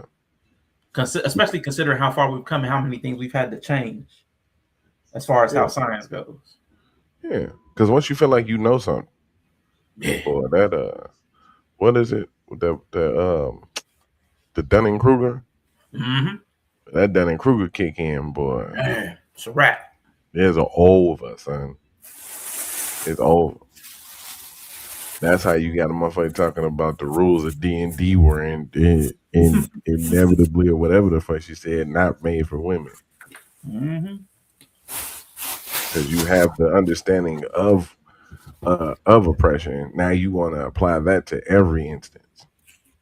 So yeah, even people who have some type of idea of science, you can apply it in the wrong way too. That's right. Yeah. So, but no, even in that, like, take peer reviews from somebody who's not just passing the word around. Like a good peer review is, okay, we heard what you said, and we went in our lab and we tested it, and we tried it, and guess what? The results was the same. Mm-hmm. So I agree.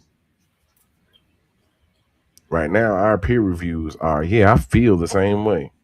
Yeah, it's bad now. I feel the same way. It's not tried, tested, or nothing. Mm-hmm. That's right. I feel the same way. Yeah. No, I'm with you. The foundation of the belief is less founded in religion a lot of times. Mm-hmm. That humans are animals? Are we animals? Yeah. We're mammals. Breathe air. Okay. Isn't that good? So all life is related, Of course, right? there's a few of us from your seem like lizards. What do you say to young people when they ask you about the steel brackets? Did Noah have steel brackets? Did Noah have those extraordinary cranes? Listen, please let me acknowledge it. You said Noah wouldn't have used Willie cranes. Nine, this motherfucking record hat. He like, so this supposed to be historically accurate, right? Do it on. Oh, he is on one, and I love it. You a hater. Oh, he's just like the lady's mom. I told you a story about Supergirl, right? The lady who said why her mom wouldn't watch Supergirl. Yeah, that was a good one. Yeah. But it's also like, okay, that's to my point. Like the bias, like comic book accurate, you can pierce a Kryptonian skin under specific circumstances. But Dunning-Kruger is, I know just enough to dismiss everything out of hand. So that's an example. It sounds superficially, that sounds fantastic. How can you pierce the skin of a Kryptonian? They impervious. But if you actually know more than that, you know they're not impervious. So you know what I'm saying? So it's like that's a good actually example. That sounds great. Like, man, she sounds smart, but it's like she doesn't know enough about the subject matter because she know more. Right. It's certain suns that do certain things to Kryptonians. Yeah, so it's certain suns and certain kryptonites that make them human, but not kill them. Basically, they can basically strip them of their powers, but not kill them. Yeah. But with that being said, it was still smart. That was a brilliant observation. Her ears were still just basically heal over the damn earrings. We don't know. Yeah, we're talking because about on Earth, the yellow sun or the orange sun, I believe, is the reason why Superman is Superman here. Mm-hmm. If we were in a different solar system, he wouldn't be able to be Superman here. If we had a different sun. So what metal or material are Supergirl's earrings made of for us to make the proclamation that it would just heal over them?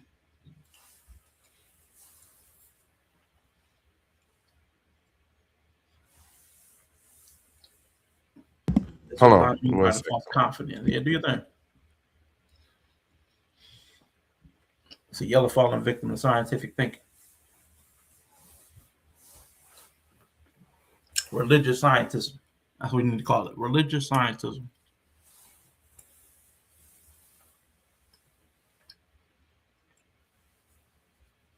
Sorry, I'm eating these soft water taffies, man. I love these things. Ooh, they delicious. Yeah. What he was talking about, there was somebody who was I guess showing their parent as a trailer for Supergirl. And they said they would never watch it because Supergirl, you wouldn't be able to pierce Supergirl's ears because she's a Kryptonian, they're impervious and impenetrable, all that good stuff. And I'm like, that's just not the case. I mean, that sounds great, but it's just not the case because you can pierce a Kryptonian under certain circumstances. So if there are certain circumstances where you can pierce a Kryptonian, then there are probably certain circumstances also where you could keep the ear from closing. Just because we don't know what they are, we shouldn't automatically categorize them as wrong, especially when we can't test them scientifically. So then we fall back into a faith or religious mindset. But it's easy to do that. I think it's natural. I think it's natural to get religious about things. I think that's a normal human condition, to get very religious about stuff we feel we are comfortable knowing. It's so easy. I'm trying to think. I think that was the last. Hold up. The mama, yeah. Your mama from my deepest.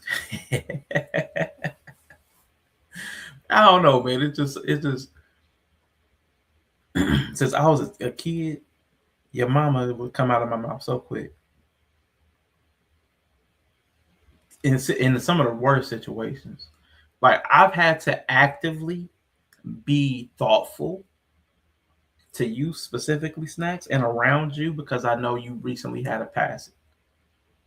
But there be times where I be wanting to generally say stuff, and I be like, I gotta think more in certain circumstances.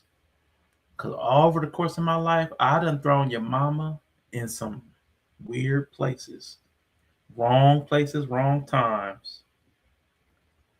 Cause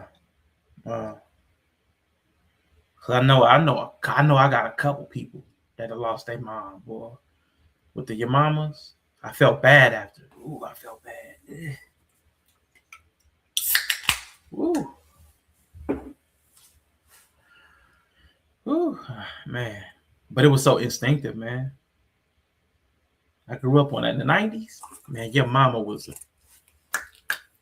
quick comeback. Then it got reinforced in the 2000s. There was a cartoon called The Regular Show. And I think his name was Muscle Man. He didn't say your mama. He didn't understand the gag. So every time he was trying to get the joke off, he would say, you know who else does something, and it should be your mama. He'd be like, my mom. And I used to love that. I used to love that so much because he just didn't understand the joke. And he would joke on his own mom instead of the other person's mom. I don't know how I feel about that. Yeah, it's tough. It's tough. I know when I did it, it came out so quick that the people I did it to, they knew I wasn't trying to talk about their mama, but I said I still had to apologize. Oh, my bad.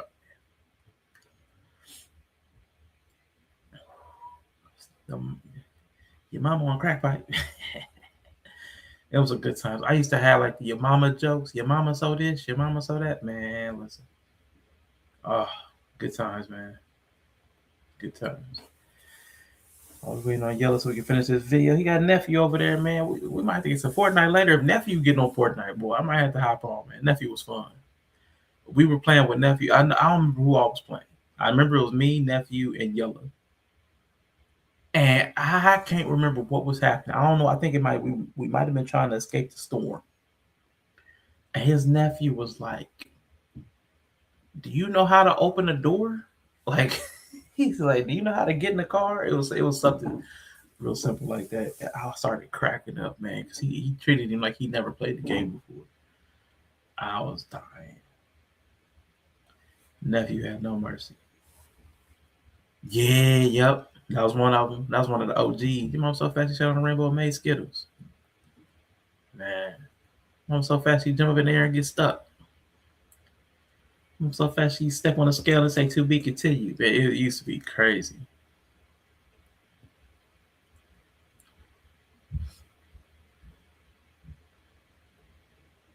There was one. I don't remember how exactly. Like your mama so black, she get out the car and the oil light come on. It was something like that. I used to have some of that stuff. I don't know why it was so petty. My mom hated it. Me and my little sister would do it. So all the your mama jokes was at my mom. So she hated it. Like they weren't really at her. We're just doing your mama jokes, but to her ear, we're just calling her fat, black, this, ugly. It was funny. Yeah. We got Chris Classic in the building. Take It Home podcast. Okay, listen. I am going to ask this question since Classic came in here. I was going to send him a message and ask him, like, it's an inappropriate question. I don't want an answer. All right. But I've been thinking about you getting slapped. I've just been thinking about you getting slapped. You know what I'm saying? I just see it over and over. So I just been wondering, like, how I need to know how that's going at home. I know you said season 2 of Honey I'm Bored is coming, but like I want to know how that's translating because y'all still married. So like, has like slapping been incorporated into like the intimacy? You know, some people do like a little contact play. You know, I'll just again, I don't want to answer, but in my mind, I'll be thinking like, man, I wonder if she should be slapping him like, come on, Chris, like you know what I'm saying? That'd be crazy. And then are there any like playful interpretations? Like, has she remixed Silk and like there's a meeting in my boardroom. You know what I'm saying? Like, I mean, this is some shameful shit. I'm just wondering, man, how it's like, 'cause y'all still married. So like, how do y'all incorporate the board into y'all's life? Shout out to Chris Classic, man, for taking a slap like a man. Then getting turned on. All his wrestling company's champion titles are in the hands of his wife and her crew, her cronies. Except for one. Which, I mean, do we even know that he's not a board crony too? Because he didn't even show up.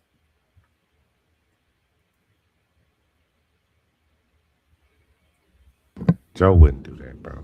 I mean, remember the board went and talked to him that one time. Yeah, he blew him off.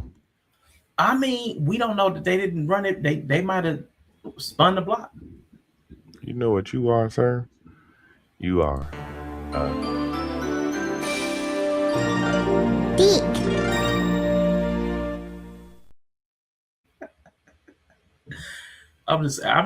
I just got questions, man. It's just such an interesting dynamic, man. So shout out to Chris Classic, C3 Ultimate Wrestling for having such a compelling story time. I wonder how it all happened. There was one time, I remember there was Nameless, and there was a promo that Shay had cut. She was like, nameless. So when it looked like Classic was in the doghouse, so he was in the basement, and I was wondering, did he have to be in the basement with like Nameless curled up on the floor? You know what I'm saying? Like the stuff be going through my head when I'm saying? It's such a see. Yeah, you know what I'm saying? How you gonna bring up the man marital issues right now, man? That's what it's such a sensitive time right now. It is a sensitive time, but it's good for him to get it out. He probably doesn't have to talk to a therapist, so he could talk to us. He could tell us what's on his mind, what's on his heart. How does he feel being betrayed, knowing that she's trying to take the company from him, but they're married? So how are you going to take the company from somebody that it's already your company because you're married to the person that owns it because you own it? Because it's all confusing to me. So I'm just, man, I don't know. It's amazing. The basement's my domain. Okay. Let's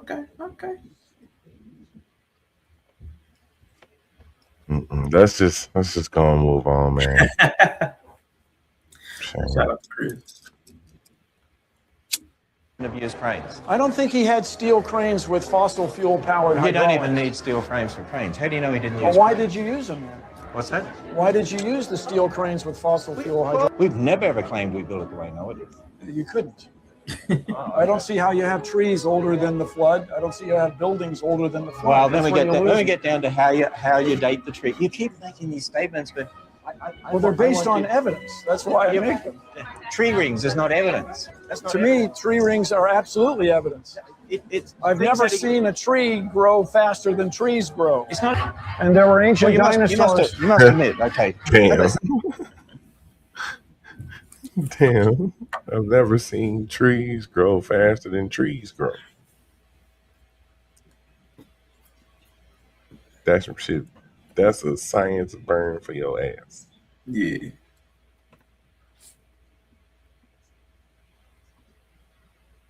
Saying something positive for me. You must admit, these are quite exquisite exhibits, right? They're very troubling. But they're beautifully done, aren't they? Couldn't even give him that. Yeah, I've read that this place costs $100 million. Is this the best use of $100 million? Well, let me ask you Think this. of all the things you could do. Well, let me ask you this. All the help you could provide people. So we have. This looks like an Apatosaurus or something. Yeah, it's a sauropod. Their claim is that a family built this enclosure It's a dweeble for ancient sauropods, For each kind and of the sauropods disappeared. I see, lots of animals what have up, fool? disappeared. I mean, that's why we have it. Abuela. Granny Garcia.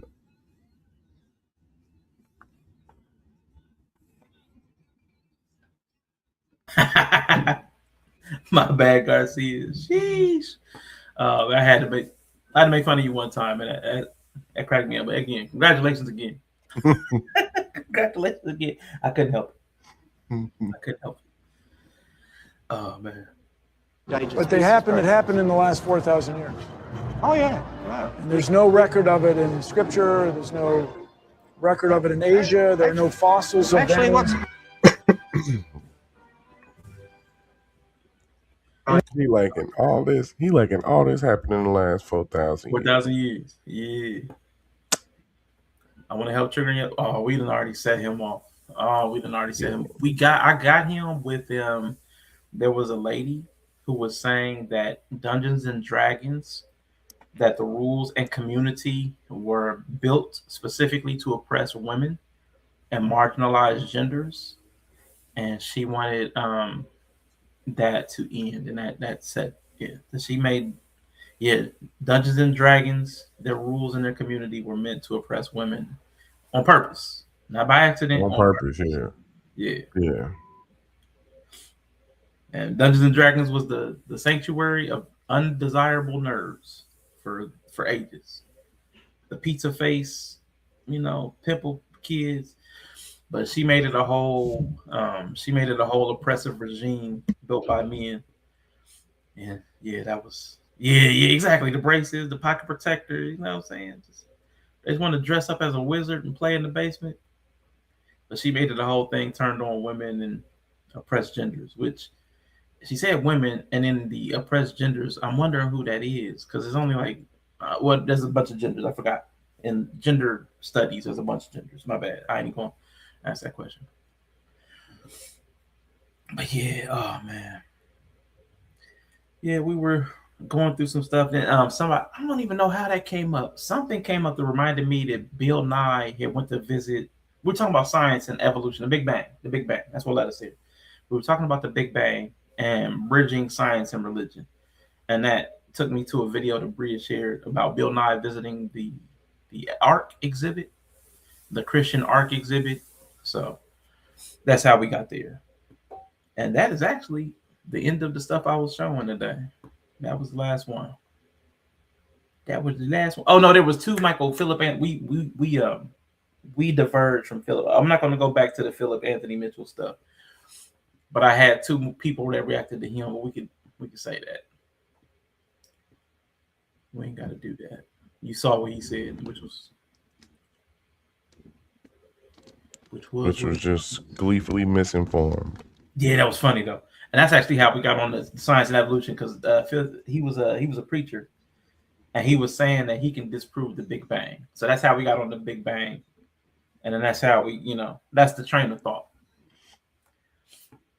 Oh man, it's cool. It's cool. We chilling. We chilling. Yeah, we chilling. We ain't going nowhere. But, we chilling.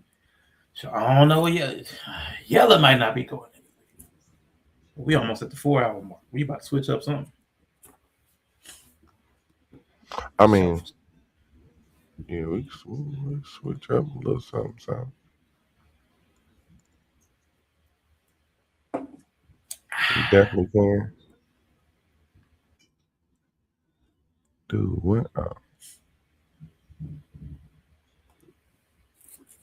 But shit, tell the people, hell yeah, tell them pull up. We talking a little shit.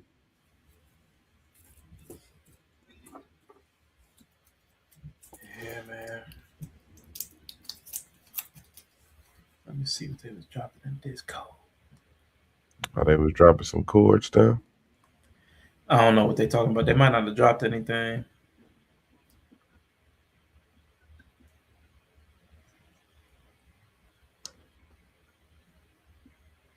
Nope, nothing there. Cool. You need to be having them notifications. Takeover. Hey. Oh, my bad. Go ahead. Yeah, go ahead. Clicked on it. What you think? I'm with it. Yeah, again, I'm not much into streaming it too much. I would support. I will show up with you or be in the chat either way. But, I'm definitely not trying to grow. I'm not trying to get followers. I am not a streamer anymore. I'm out. I'm finished. I'm done. Same. Done. It's over. It's a wrap. Finito.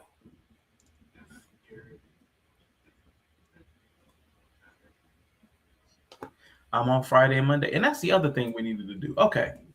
Hold up. Give me a second. Mm-hmm.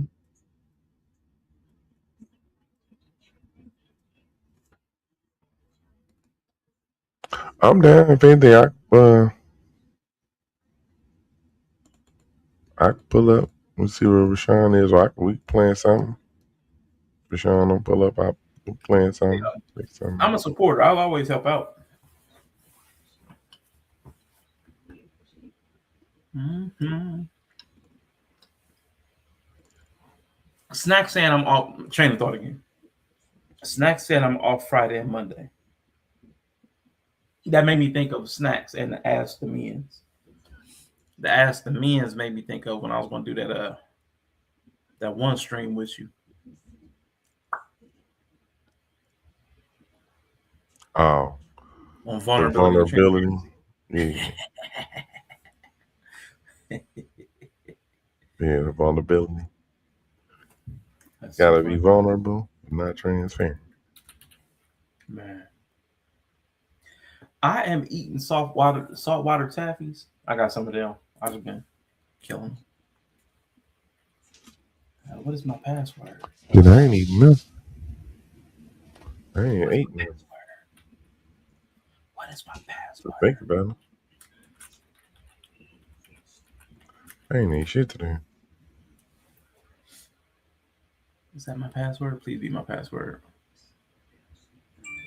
Yep, that was my password. I just finished eating some spicy ass noodles. Oh yeah. You a spicy noodle eater? Man, I ain't had no noodles in a minute. I'll fuck some noodles up though. Mm-hmm. I'm trying to get back to streaming consistently. What show? What show you got? Oh, I missed it. What show? The Ask the Men's. She wanna get back in the flow of streaming before she do that.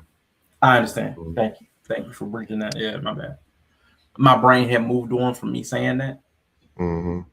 It was completely You gone. remember why you asked? Yeah. You don't remember what the connection was missing.